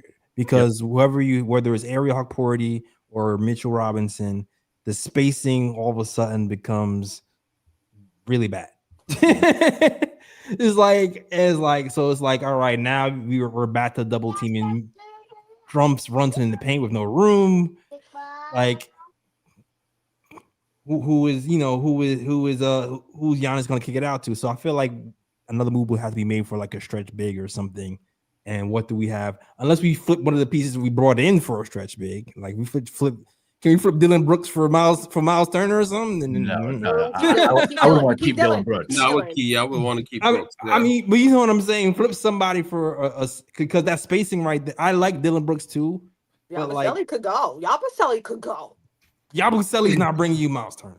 No, he's not. Miles Turner's getting paid too much, in my opinion. Yeah. I don't know what he's getting paid. I'm just. I see that right now. By the way, side note, consider it since we're talking about things. Fritz, let me know if it's possible. I saw Brook Lopez is on his third not playing. They put him on D&D. He's not playing right now. Can we get Brook Lopez? He's washed now. But the thing That's why is, they traded him in the first place. Because they didn't want to run with him. Like Mike Brown is run. So yeah, that's what I'm saying. Like we get Giannis, that's true, but what move do we make to make the chemistry work? Because I feel like we're like an imbalanced team now. That's why I advocated instead of Grayson Allen. What if it's Nick Richards? But then Phoenix doesn't have a center too. So well, actually they have Towns. So maybe they'd be willing to give up both Mark Williams and Nick Richards. Didn't they draft the center though? They have the center they just drafted. Yeah, they did. Yeah, they did. Yeah, they did. It's pretty good too. I don't love Nick Richards, but I think I would. Oh, they drafted a new guy, another right. one. Yes. Yeah. Oh, okay. But they also have Nick Richards. They had both of the Charlotte Hornets centers. Right. And Nick But Richards. they drafted again. Charlotte got another good center this year. Too. yeah, I don't want any more 1 year contracts. Like way too many. Way I too get many. that. Yeah. And who's on the 1 year contract? All of our guys. Clarkson is on 1 year. Shamit's on 1 year. Yeah. Yabu. Oh, okay. Yabu's on a 2 year. Yeah. So I mean, Yabu's option. I think it's gonna be 1 year. Yeah. Yabu was taking that option then. That's kind of the situation Milwaukee's in. Milwaukee wants, like, if Milwaukee's giving up on that season, they're gonna trade half that roster. Like they got so many 1 year contracts. Give me a second round pick. Give me that for a second round pick. They're gonna be giving up these players for second round picks. Who's there? Like, I love all the vets on Milwaukee, man. Jimmy Gary Trent Jr., Jimmy Torian Prince. all of them are gone. Like, even if it's not in this trade, they're gone in a different trade. Give everybody but Cole Anthony Lee, right? Right. No, I'm not really familiar with the contract structure, so I would have to like go through the league and see like who might be available, what trades make sense, whatever the case may be. But if the Knicks were to make that trade per se, and they want to go after a stretch big, is it possible? I would say keep Brooks, but is it possible? Because I don't know how much Grayson Allen is earning at the moment, whatever the Like case may 16. be. 16. Is it possible we could flip Grayson Allen for a stretch big elsewhere, like at least a discount stretch big? Well, To let at me- least But he fill has that 3 position? years. He has 3 years. So Oh, that's 3 like, years that's left. a big commitment. Ryan, like, I'll tell you for what a I would team. do. I'll tell you what I'll do, Ryan. I would say keep Grayson Allen. I'm gonna give you. Y'all don't hate this. I'm gonna give you Diawara and give me Bobby Portis instead. Now we're winning the chip. You start him at the 5, dynasty, in my opinion. Bobby Portis, bro. Bobby Portis, Dylan Brooks, and Giannis. But Dynasty. can That I is make a dynasty. solid point right now though while we're on topic? This is why Karl Towns is very. I know a lot of people are frustrated with him. His position, his play style is very rare. There's not a lot of solid all-star stretch bigs. There's just isn't. not. There's just not, and a lot of them they can either do this or that. They can't do it all. They if they can shoot, they probably a little bit hard on defense. If they play defense, they probably can't shoot. It's very rare you come across a Miles Turner, and Miles Turner is not on Karl Anthony Towns level. He Yep. is. He was on the same tier, maybe a little bit under, but Miles Turner is no Karl Anthony Towns. So that's why I know he frustrates you a lot. There's some nights where everybody's like this, that, or this, but Karl Anthony Towns is also a rare player. Giannis is as rare as it comes. I agree with you guys. With you guys saying he was top 5 right now, top 20 overall. That is no debate. Nothing against that. But you have to understand that there's some, in order to replace someone, and Fritz made a valid point, and I think that's also what I wanted to put into play. You want to win the trade. You don't win the trade by giving a lot of the people that we're going to be willing to give away because of what we're getting in return. Giannis cannot shoot the ball. He is also a big, but he can't shoot. He can play defense. He can attack the paint. But Ryan made another point today. Everybody made solid points that goes into the fact of why we should wait and pause to just see it out and to see where it goes into, because he's also injury prone. We're not going to forget that this is not Giannis' first injury. Giannis has been injured a few times throughout his career. So you have to understand that's why OG is considerable. There's a couple OGs. There's not many either, but there's a couple OGs in this league, because again, even Dylan Brooks and Grayson Allen, excuse me, if you put them together, you can get an OG. They play good defense and they can shoot the ball. You can replace OGs. You cannot replace Karl Towns so easily. If you take him out, we're getting a big who, yes, you guys say he sucks defensively. He can't shoot the ball like Karl Anthony Towns. It's like, so it's sometimes I'm glad that we have these type of conversations and we have them healthily, because I think a lot of people forget facts sometimes when they're doing these type of conversations because of the name. When you talk about the name, easy, automatic, you go for Giannis. There's no ifs, ands, or buts. But when you start to watch basketball and you see that fit is the most important thing, and when you win a championship, timing is everything. It's not just about, we have the players, we have this, the timing. Right now, the East is wide open for us. And we have a team that went through the East last year without some of the things that we didn't have, aka a coach that's willing to play whoever he's willing to play. And we have a bench. We didn't have a bench as good as we have this year. It might take some time to get it all together, but we have these key things that held us back last year. That you give this core another run at it. We replaced the coach. We got a better bench. Let's see if they can get to the Eastern Conference Finals again. And if they can, you damn sure don't blow it up just yet. And I think that's what we have to see first in order to see before we make a big trade like getting a Giannis and replacing a guy like Karl Anthony Towns. Listen, I agree with you. This is why I've been sitting here for the last 20 minutes with the blank stare. Like, how the hell do I make this damn work? They ain't work, because I'm just like, all right, cool. We got Giannis. Yes. The team is unbalanced. It's still unbalanced. We unbalanced now. So it's like, okay, well, who do you get? Okay, we get Bobby. Bobby Portis might make the most sense, maybe. Totally does, bro. I still like Miles Turner, yo. Cause I still feel like Miles gives you the defense and the 3-point shooting. And he's a role player. So it's like he doesn't have to have the ball. But Bobby Portis to me also makes sense to me. He's not going to give you, he gives you defense. He's not going to give you the rotation defense, but he can be solid on a post for you. So maybe the Bobby Portis trade makes sense. How old is Bobby Portis? I feel like Bobby Portis is 80s now. Definitely in his 30s. 30s, definitely. But Miles Turner's making like 30 mil now, 35 mil. So now How much is It's 35 mil. I thought it was 25 mil. It's 35 mil. Let's see. I think it's 20. I think 25, I believe. Yeah, 4 years, 100 something mil, I think. Yes. 35 mil is different from 25 mil. 25 mils, 35 mils is like okay now. This year, 25, then 26, 27, 29. 26, This year is 27, 25. 29. That's not bad if considering the cat goes up. If you do include him over someone like Portis or Grayson that's making around 14, 15, you have to throw in another player now. Now you're also talking about a Josh Hart or a Mitchell Robinson if you want to bring back Turner. Yeah, it probably would be something like that. I don't know if Mitch makes enough unless it's like a sign-in trade next year. We are talking about more of a Josh Hart, but like, I mean, that's the only thing that. How much does Porzingis make a year?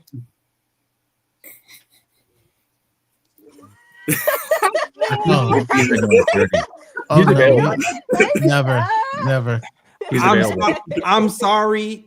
I mean, I love Porzingis, and I actually forgive him for all. I don't even care about all that stuff before, but he's just being held together by like duct tape and bubble gum at this point. Yep, agreed. Yeah. Otherwise, hell yeah. If it was Porzingis, if it was healthy Porzingis, then sign me up. But to me, Porzingis is coming to the Knicks. It's because he's broken down and we got him on a discount and we had nothing to lose. Pretty much. I think we can all agree that if the Knicks do pull the trigger on a Giannis trade, there's going to be pieces that the Knicks are going to give up where we're going to be like, God, damn, like, yeah, we're sorry to see this player go. Like, I don't think there's no way, unless the Knicks completely fleece the Bucks, which I cannot see that happening, where it's like, you know, we still have Wingstop here and things of that nature, and Giannis just comes. Like, I don't. There's no possible way where the Knicks make this trade, and we're gonna be like, and we keep all our main pieces. Like, there's gonna be at least some of those main pieces that's gonna leave this team, no matter how we cut it. So if the Knicks make this trade, we just have to prepare ourselves that there's gonna be some anger. There's gonna be some anger in the fan base because there's gonna be players that's gonna go, and we're gonna be like, damn. Yo, I'm telling you, this trade rumors is giving me anxiety right now. I'm telling you. But y'all, man, what has this team been missing? Dogs. Guys who aren't afraid to hit someone in the mouth or get hit in the mouth and then hit somebody back. You're talking about Dylan Brooks, Giannis, Grayson Allen, or Bobby Portis, all dogs. Completely changes the mental makeup of this team. Not only that, they're all playoff dogs. Bobby Portis is a champion. Obviously, Giannis is too. You had Grayson Allen has been in the finals. I mean, you had Dylan Brooks who's been in the playoffs with every team he's ever played on. Like, these are guys who have experience and aren't afraid to smack somebody. That's what this Knicks team's been missing, and you're adding that already to a team. It's Brunson, Mikal, Deuce, Mitch. Sign me up. I made that trade right now. Yeah. Listen, I agree with all that. We need the dogs. We need the barking. We need somebody gets uppercut somebody in the mouth when somebody gets out of line. All right. We need the old school, Enes Kanter. Oh, sorry. My bad. I didn't mean to bring him up. My bad. We need that Oakley flow. I feel you. But at the end of the day, damn it, this is 2025. And I don't want to go back to non-shooting teams in the starting five because now Jalen Brunson's getting triple team because we got a center and a power forward who can't shoot. I want the dogs, but I also want the modern NBA spacing at the same time. Yeah. But I mean, the Knicks got a lot of people with clipboards that know the league. If the Knicks knew that Jalen Brunson at $25 million was the move to make, there's probably some guy in the NBA the Knicks know, hey, if I know this guy can make it work, and nobody thinks it's going to work. So, you know what? There may be some names that you don't think that are that great, and maybe the Knicks may know they can work on this team. Like this front office and the coach are working together. So you don't know. I don't know. I think people are into names a little bit too much. I think there's ways to make up the difference. Listen, I am open to suggestions. If you can find me a big that makes sense, or you convince me that Giannis wants to play the five, if the Clippers want to tear it down, Zubac, you could come over here. If the Clippers want to bring it down, if the Clippers want to break it down, I like come over here. I like Zuzu. I like. Hold up. Prepare for max creativity if the Knicks make that trade. I foresee Mitch and Giannis 2-man game on offense. with the pick and roll and everything. The creativity is going to be crazy. Oh, the free throw line. They're talking about the free throw line? Oh my gosh, that's going to be an event by itself. 17%, Mitch. 17. That's one of my broad picks too. That's gonna be one of my broad picks too. That is a broad pick. Oh my! If we got Bobby Portis back in the trade and we started him at center, he's 6'9". He's shooting 47% from three this season on like 3.5, 3.6 attempts. You don't think that can win a chip?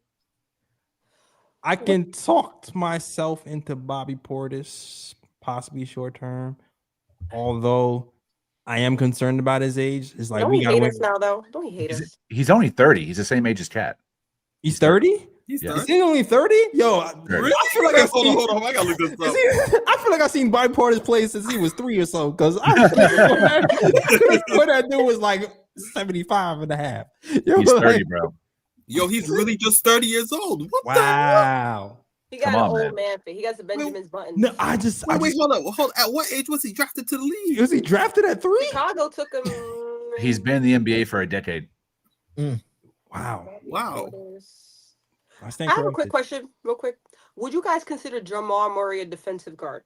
No. No. Jamal And Murray. then, real quick, so why do people feel like if Jokic and This Jamal is Murray a did good question. Jalen Brunson and Cat can't do it? Why did they win though? They had people who surrounded them Right.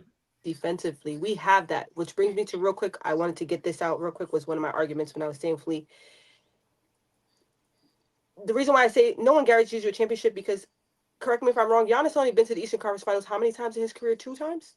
Or 1 time? Was it 2 times? 1 time? Ooh, that's a good question. Exactly. The fact is you think about it.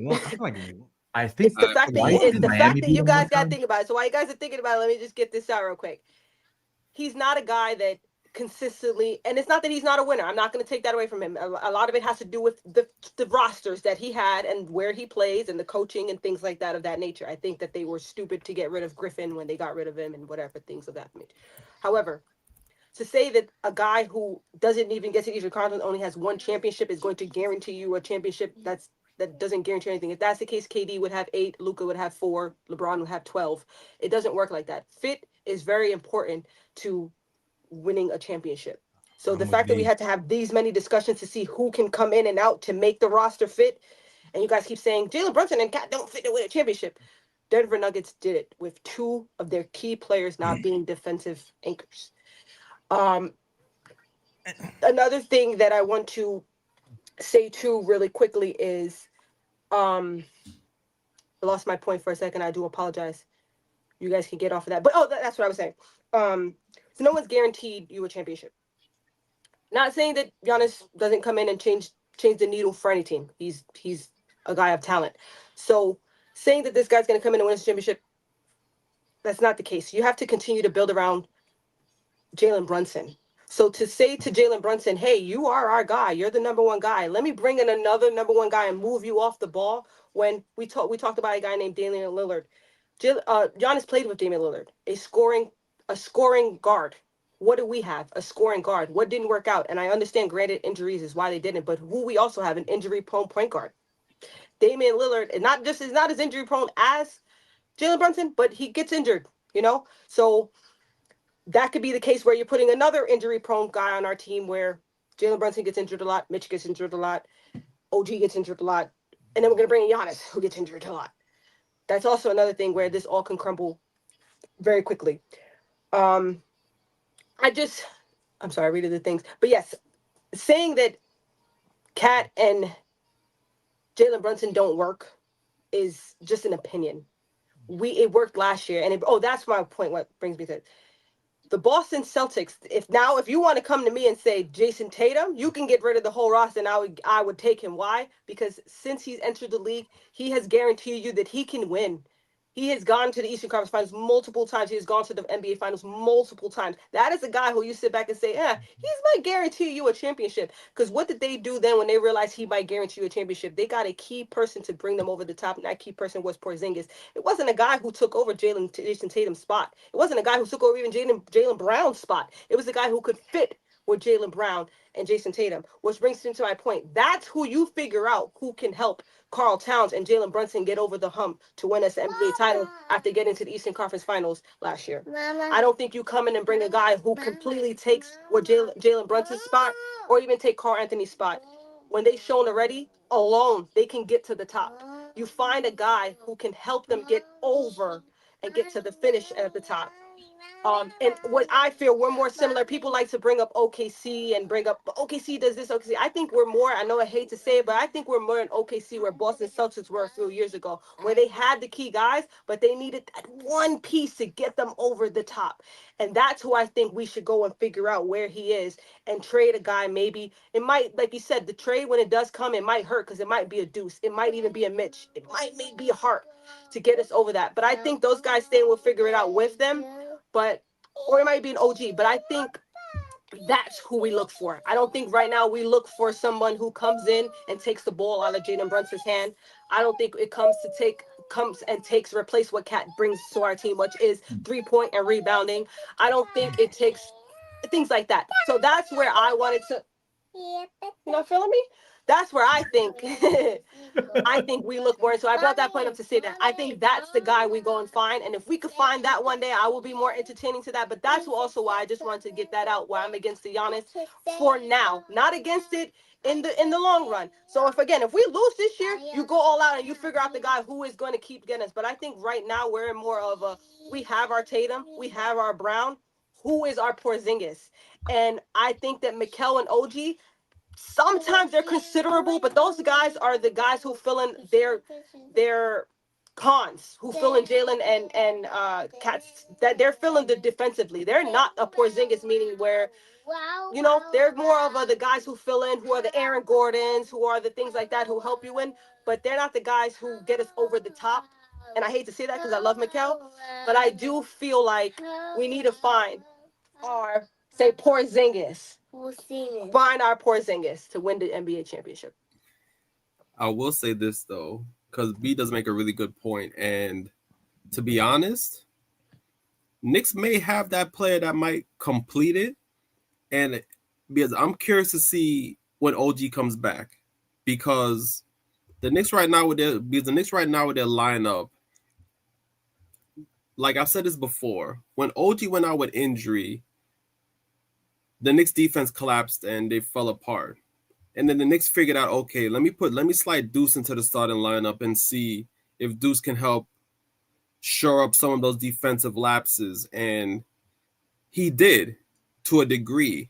So now I'm interested to see when OG comes back, how does Cat, OG, Mikal, Deuce, and Brunson look as a starting five? I want to see how that starting five looks defensively and offensively, because it was very clear that when OG went down with injury, the Knicks defense collapsed. OG is an integral piece to the way Knicks play defense.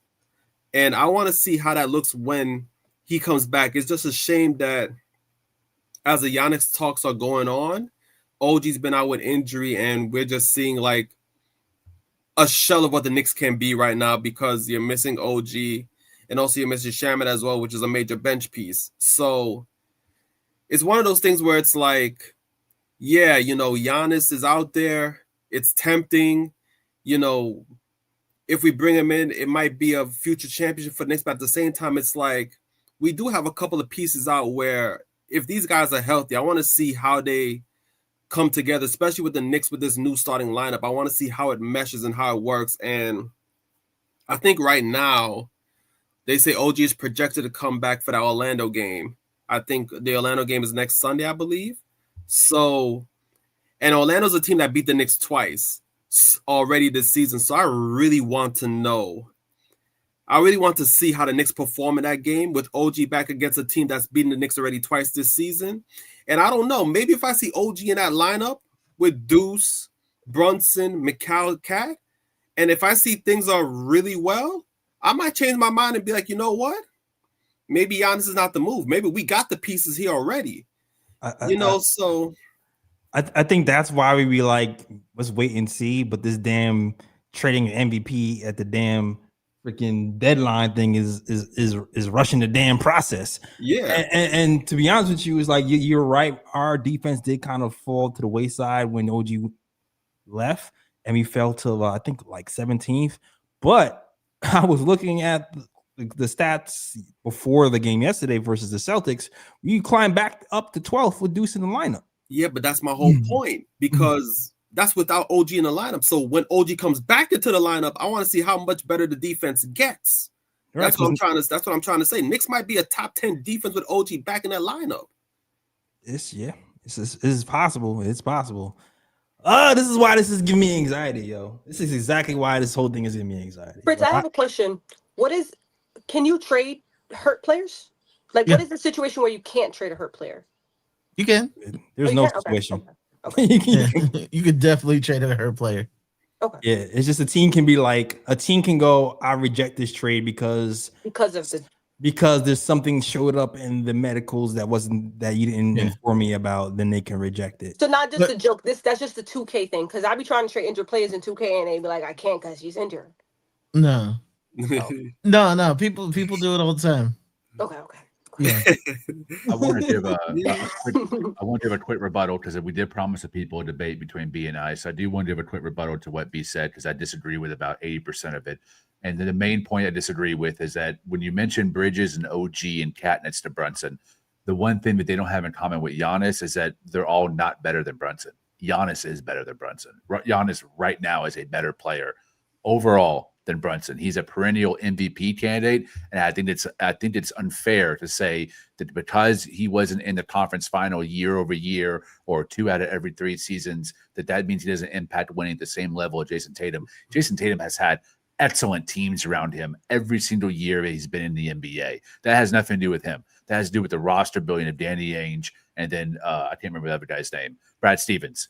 But Giannis had Drew Holiday at the end of his career and Chris Middleton. As they aged out, they tried to keep them relevant by trading for Dame and then trading for Kyle Kuzma, and both of those were flops because of injuries. He hasn't had a healthy core around him since the 2021 championship season. So I don't think you can point to him as any reason of why they didn't reach ECF. He did absolutely everything he could, the same way that Brunson did everything he could when he had Julius Randle or when he had Evan Fournier or Obi Toppin. But sometimes a roster isn't enough to get you past that 1 or 2 humps. So that's the first part of the story. Second, Giannis is a top 5 player right now and top 20 all time, in my opinion.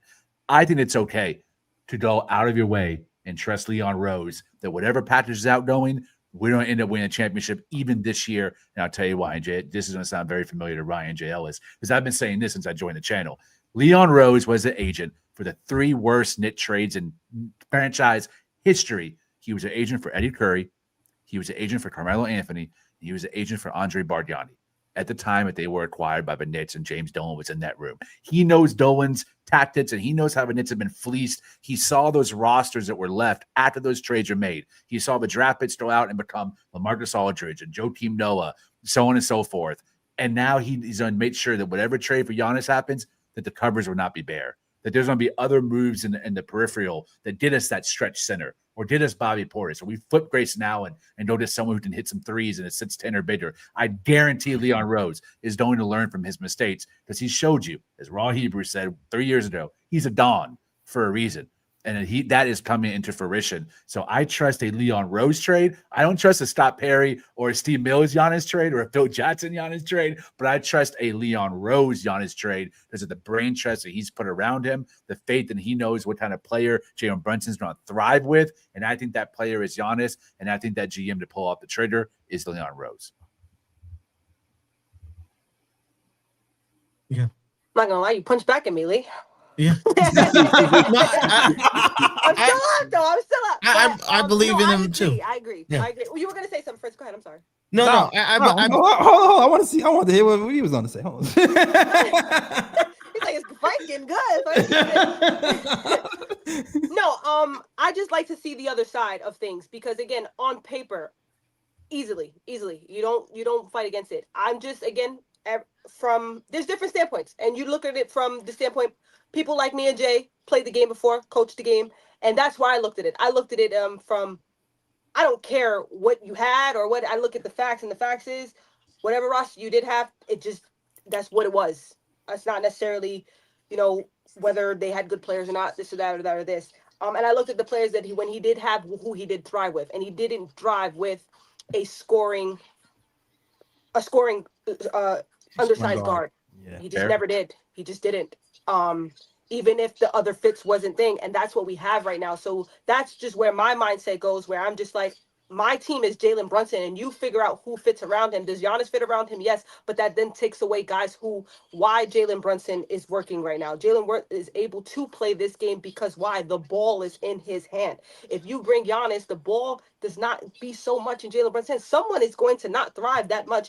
And again, it may not. I think they're both MVP caliber players. Giannis is definitely better than Jalen Brunson by a little bit, not too much, but he's better than Jalen Brunson. Let me not say that sometimes you talk too fast, but he is better than Jalen Brunson. Hey man, 5 seconds left in the game. You give the ball to Giannis or Brunson. Who you want taking that shot? Who you want taking that shot?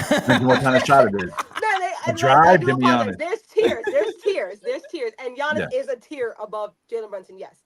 But I do think they're both MVP caliber players. So I think they're smart enough IQ-wise as well that they've shown over the years that they can probably figure it out. I think that Jalen Brunson is this could probably be a hot take too, is better than Damian Lillard. Yes. But I think that the style from what I've seen, even now, which is why they have Ryan Rollins is running the point. Even though the talent's there, he's not a point, but that's why they're right now not playing so well. He has to have his ball in his hand just as much as Giannis to be relevant.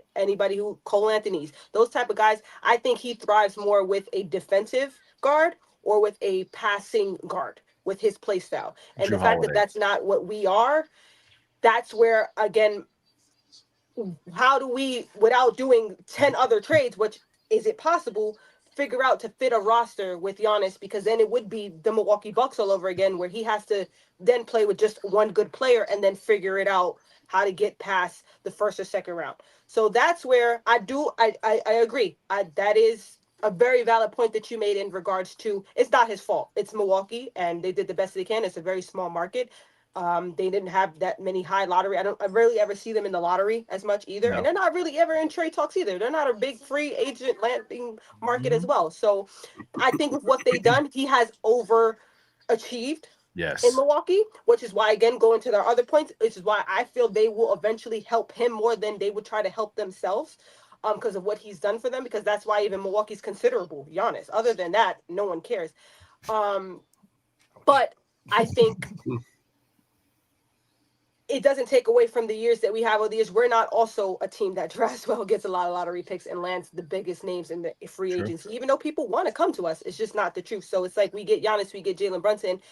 How much room do we have to get anybody else in to fix them if I think we already got the guys that we have to build around Jalen Brunson. You just got to find that Porzingis. I do have a question. Oh, sorry. 2 small rebuttals, and then I'll yield the floor. Giannis is better than Jalen Brunson because he did the impossible. He won a championship. And I would say that was the second best championship I've seen in my own 2 eyes. I put Dirt's 2011 number 1. I put Giannis's 2021 number 2. Not just who he beat, but being the absolute only star player on that team, on a 2-way star, dominating the finals against a very good Suns team. It was an unbelievable win. I think if you did Giannis, you're no longer building around Jalen Brunson. You're building around Giannis, because Giannis is a better player. Jalen Brunson becomes a number 2. This is Giannis's team. If Giannis is here, he is the better player. And I think that all in New York should embrace that, because you now have a top 20 player in NBA history wearing orange and blue, and your number 2 guy is Jalen big-bodied Brunson. That's a win on all fronts. There's no L's there. That's a win-win situation. So to me, if you can get Giannis, do not let the lack of a stretch 5 hold you up from doing that. Go get Giannis and trust that Leon Rose will have an ancillary third team involved where he gets you that Kelly Olynyk or whoever it is, right? Bobby Portis, whoever it is, to come in and fill that 5 spot. He's not going to build a team that is compromised. That final piece, that final move is going to solidify the roster and allow for all the dominoes to fall into place. And we don't win this chip. Not 1, not 2, not 3. Damn it, it's a dynasty at that point. I have a quick question for you. Would you consider Carmelo or Patrick Ewing a top 20 NBA history? No. Neither are. No. Okay. No. So that disregards my point then. So. I saw sometimes as a host, you need to know when to ISO for the debate. I'm sorry. I do have a Sorry, question. Fritz. Sorry, Fritz. All right, go ahead. Go I ahead. I totally do have a forgot what I question, was gonna say. but Lee already answered it though. So we already know what Lee's opinion is, but I was gonna ask, okay, so say Knicks make that trade for Giannis. Brunson is number one currently in New York City for the Knicks. If Giannis comes, whose hands are you putting the ball in? Do you keep Brunson as number one option? Or are you switching over to Giannis as a number one option and Brunson's playing number two? Giannis number one. 100%. Giannis number one. 100%. But it's I don't think it's a fight. I think when it was with Dame and Giannis, it was a fight. Who's gonna be number one? Dame got over there and was like, man, I really do like having the ball in my hands. One thing Brunson has shown, I can come off a screen and I can shoot that shot. I'm a good shooter. It's not just I'm a good scorer. He's a good shooter. So he can adjust, and he's been willing to adjust to whoever's been here. So I don't think it'll be a problem for Brunson like it was for Dame. You know what though? Like I still feel like what's kind of underrated is Chris Middleton. Good. Yeah. He's like a Mikal Bridges for our team right now. Yeah, because here's the thing with Giannis, as good as he is in crunch time, you already know there is no jump shot coming. So they went to Chris Middleton for that. And if Giannis is here, I feel like he would go to Brunson for that, to be honest with you. Imagine a high pick and roll with Giannis and Jalen Brunson. Who do you guard? How do you blitz that? Yeah. I have no idea. Not smart enough. And I don't think there's a coach out there who knows how to stop that combo in pick and roll. If Giannis is at the rim, that's guaranteed 2 points and one to foul. If they create a wall, we gotta bring Jalen Brunson to the line. Like getting to just getting to the line. Giannis gets to the line. He has proven like he will get to the line, and that's something Karl-Anthony Towns hasn't been able to do. Like you did two superstars. We could argue about him, actually getting fouled, but Giannis has proved he can not have the greatest game, but he'll get to the line 15 times. That's a fact. So I have a question. Do you think it's the coaching why Cat and Brunson don't even play the pick and roll? So you feel like if Giannis just comes in, we're just now going to be this pick and roll team? That's a great question. I don't know why Brunson and Cat don't engage in the two-man game, because you see Cat engage with it with Mikal Bridges. You see him engage with it with OG Anunoby and Josh Hart, and then you see even Deuce and Jalen Brunson engaging. I don't know why those two don't engage. It's beyond me. I don't have an answer for that. I don't feel like Brunson is the most comfortable throwing lobs still. I really think it's simple as that. He's more comfortable throwing it to the corner. He's more comfortable throw it to the shooter. He's thrown more lobs this year than he has last year, but it's still not like some astronomical number. Like he that's just part of his game that's not already there. It's like even when he goes to that floater, I'm like, man, he has that perfect floater that you can be interchangeable with a lob, a la freaking Trae Young. But he never actually throws. He never actually mixes the lob in with the floater though. Like it's just not his second nature. That's why him and Dame didn't work though. Dame is not. I don't know if he's not able. Let me not say that. But Dame is not a guy who plays pick and roll, and if he does, he's not going to get you that pass. So Giannis just magically comes in end of December, mid-January, February, and we just now run this crazy pick and roll that's going to get us to the finals. I think we're like, I see in the chat here, we haven't had a championship in 50 plus. I'm not willing to wait another year to figure it out. We got to figure out, and we already had it. We were this close. We were one game away from the NBA finals, guys, with the same team that we brought back this year, but better. I do think that you just call another guy and say, hey, you know what? I need you to just forget the guys who almost got us there. For a top 20 player of all time, yes. But I would say the lob is not the only action that needs to be employed in pick and roll. It could be a bounce pass, and that's where I think both Julius Randle and Karl-Anthony Towns are not great at catching that bounce pass in the pick and roll and then finishing through traffic without either getting an offensive foul or fumbling it or turning the ball over. That's common, not Giannis. Giannis is the best at catching that bounce pass and then dunking it through somebody's throat. Pause. So that's that's the action that I think we would be employing rather than it doesn't always have to be a lob, right? But Giannis is a locomotive. How do you stop that? It's a runaway train. So, whatever it is, a chest pass, a bounce pass. Y'all smarter than me with the ball knowledge. Like, give it to Giannis and Giannis on dunk it. No one's smarter than you. Yo, that was crazy. I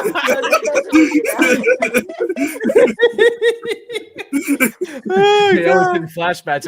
It hit me 12 inches. No, I am not. I absolutely am not giving flashbacks of that. That's ridiculous. PTSD Vietnam flashbacks. Like, oh my God, not this again. Oh my God. I didn't mean to have a pause moment. Damn it. You had several. Pause in the second half, yo. Please. Oh God. Oh man. Great freaking man. I just sat back a minute and was like a fan for like a good 10 minutes watching y'all debate. I'm not gonna hold y'all. Me and B, that's how we became friends. Don't I was like, damn, who is this guy who keeps freaking testing me? Like, usually people let me have it, but like, why are you testing me? Like, I was impressed. She held her own. She's top 3 debaters I've encountered on Twitter. So I was like, I gotta have her on KOT. These are fire conversations. Nah, this is fire. I'm not gonna hold you. Oh man. I'm definitely recutting this and putting this up. That's for damn sure. I feel like we did, man. I feel like we should end it. I feel like we can go on for this for like another 3 hours. I'm not gonna hold you because this is a really interesting conversation. But are you not entertained though, Dan? Are you not entertained? We ain't asked for no super chats. We ain't asked for no likes. We ain't asked for no subscriptions. Listen, if you're enjoying the show and you love the debates, if you want to see Lee and Fritz and B and Ryan G go at it, hit that like, hit the subscribe. We have to every game talking Knicks basketball, and even the pause-worthy moments, they're still funny. Yeah, man. I'm gonna just move on to the bruh picks because I already know Ryan G has that, and then we could end the show. But great freaking show, guys. Yeah. And go ahead, Ryan G. And for guys that don't know, because there's a lot of people here that might be new, bruh picks are usually something stupid, dumb, idiotic that you want to say is stupid, dumb, or idiotic. All right. And I know we got a lot of new people because we got 68 over here in YouTube land, and that says 290 on Twitter. So that might be 100 something on Twitter. Right, you guys, appreciate you. Yeah, definitely appreciate you guys. And listen, for your peoples on Twitter, if you enjoyed the show, if you want to support us, come over here to YouTube. Just the Knick of Time Show. Find us, hit the subscribe. We here after every game talking this basketball. All right, get these fire debates over here. All right, man. Now it's time for the other part of the show. Bruh. It's the bruh picks. Bruh picks are usually something stupid, dumb, idiotic that you want to point out and say it's stupid, dumb, or idiotic. Usually Ryan G has a bunch of them. So Ryan G, take him away. Give us your bruh picks. First and foremost, I'm about to fire off 3 bruh picks one after one. So I'm going to need Jay Ellis to just fire off the bros because all 3 happened in one game tonight versus the Knicks versus the Hornets. The number 1 bruh pick goes to Cockburner because when he had the ball in the paint, he had his back turned to the basket. He had a wide open lane and my man passed it out. Be more aware under the basket. You had an open dunk. You pass it out. Nobody was on you. That's bruh pick number 1. Bruh pick number 2. Jordan Clarkson was driving to the basket in the first quarter. There were 2 Hornets defenders, and instead of guarding the basket, they decided to guard the 3. They were like, "Oh, we have to look for shooters," and make Jordan Clarkson get an easy layup at the bucket. That's number 2 right there. Hornets be more aware. Number 3. I already know. Kolek had a fire pass to Huck Porty in the paint, and rather than going up for the easy dunk, he passes out, I think, to Deuce for 3, and then Deuce misses the damn 3. Easy dunk under the basket. All good pump freaks. You know what's crazy? I feel like the paint. Mike Brown counts spray outs. Like if you hear him on those post games, he's like, okay, we had 11 deflections and 23 spray outs. We really want to have. Why are you trying to do his voice? We really want to have 27 spray outs, but we only have 23. We can do a little bit better. So I feel like the guys that go into the hole and have an easy layup. He goes, coach wants 23 spray outs and passes the ball out. we really just be laying up the damn ball. And so I give him credit because it's promoted more passing for our guys, but it's also kind of made it funky where they're passing up wide open layups for threes, and it's a little bit weird. I do have a quick bro pick. I don't know. This news did come out. I woke up in the middle of the night and I was like, "Wait, bro, what?" So I don't think you guys caught it last show.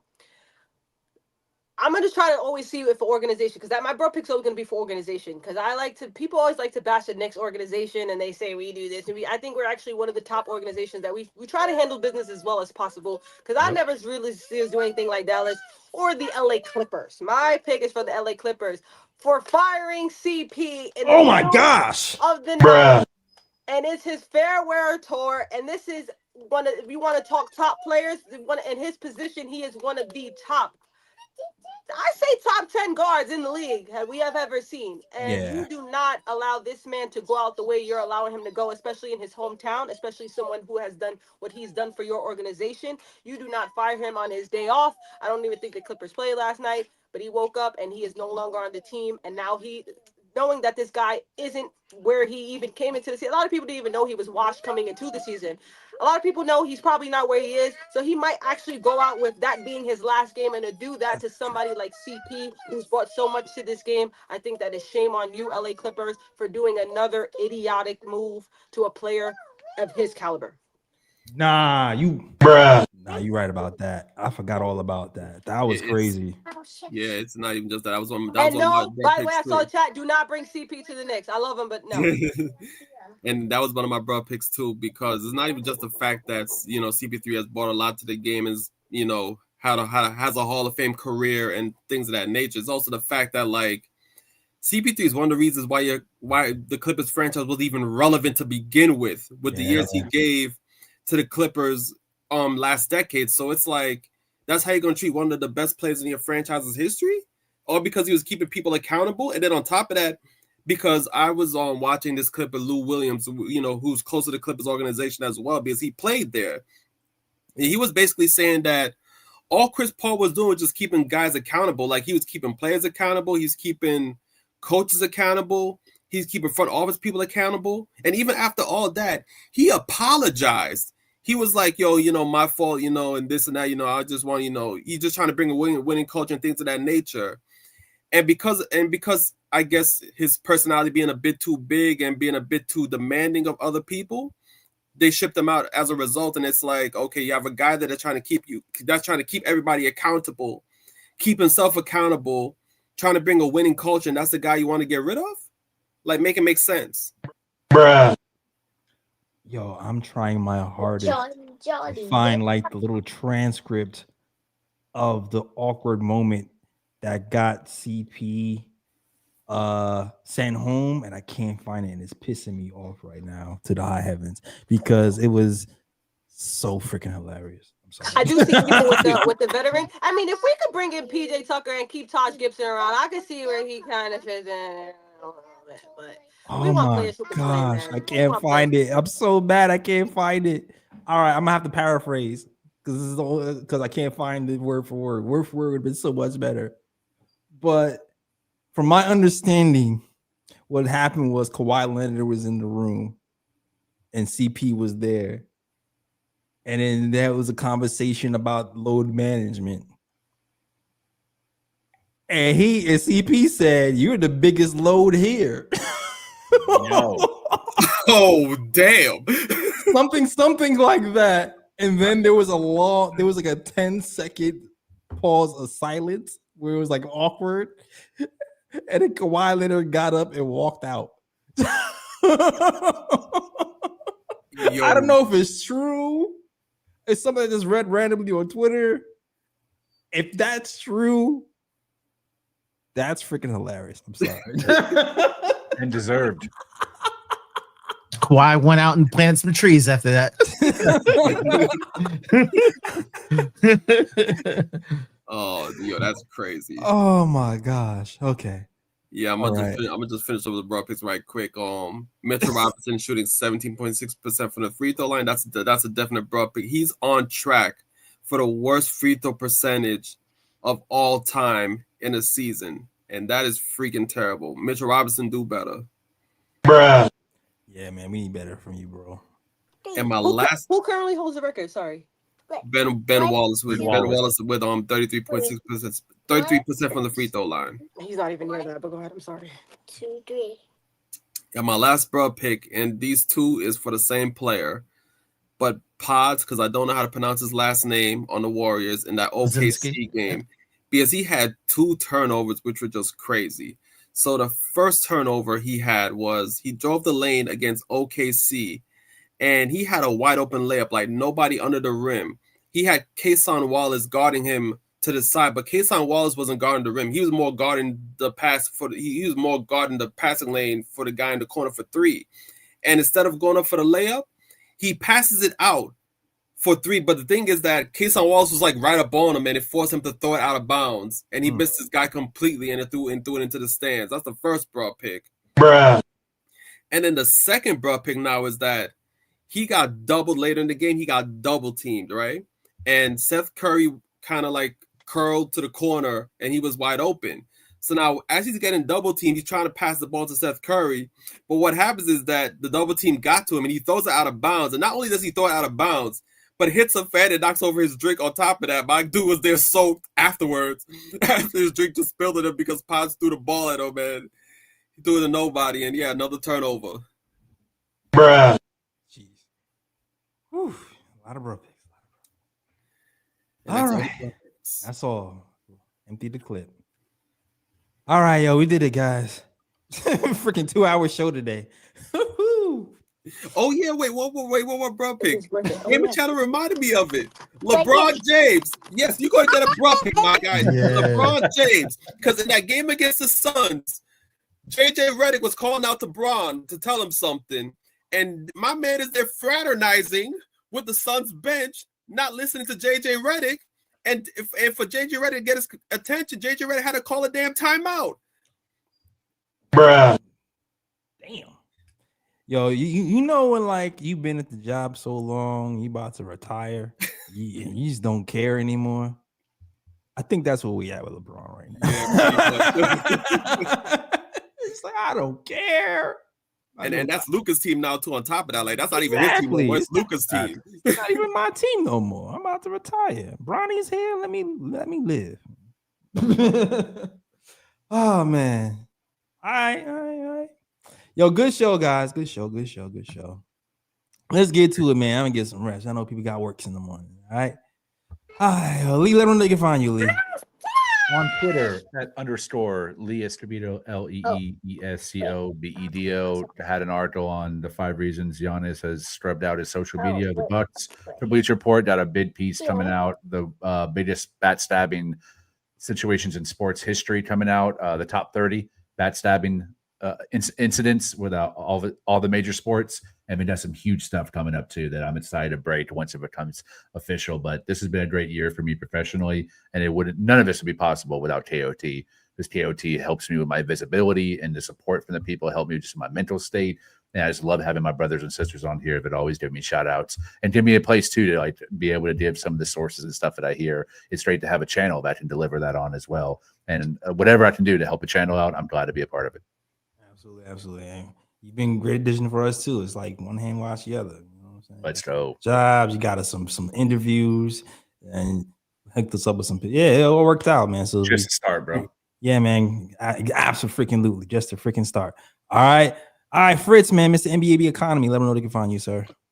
Fritz handles on Twitter, NBA Economy Show on YouTube. I know I haven't been that active, but we will be active very soon. Oh yeah, trade season. You better be active now. Yeah. Yeah. All right. Be the motivator. Let them know they can find you. Speaking of starts, I do want to thank you guys for giving me that opportunity. It's hard to juggle, as you guys can see, but you guys still are able to work with me, so I do appreciate that. I always want to emphasize that. So shout out to my mom, shout out to my ladies who not only like to talk sports, but try to juggle the lifestyle and do things like this. So I appreciate you guys tremendously because my day is all day kids. So it's nice to get away. barely, but a little bit. And talk a little sports with you guys. So I appreciate you guys working with me. Shout out to the chat for being understanding all that. So thank you guys, because you can find me at Twitter, Sporty Spice. That's SportySpice. And I also have a nice little TikTok. You can look at my bio and grab that too. All right. Make sure you get to that TikTok and all that Twitter stuff. Of course, B man, be fire, man. Of course, you gotta have B on the damn show. That was a no brainer. All right, this man. Facts. All right, Ryan G, let them know they can find you. You can find me on Twitter at RyanGKOT. You can also find me on Instagram at Sir G is chilling. Sir G is chilling. That's SIR. G is CHILLIN. All right. All right, you can find us at the KOT Show on Twitter, the Knick of Time Show on Instagram, and the Knick of Time Show on Facebook as well. All right. That is the show. Thank you guys for watching. And as always, shout out the World Wide West. Everywhere we go, we leave a worldwide mess. It's a mess out here in these Knicks streets. That's the show. We out of here. Peace. New York, big city of dreams. I'm coming.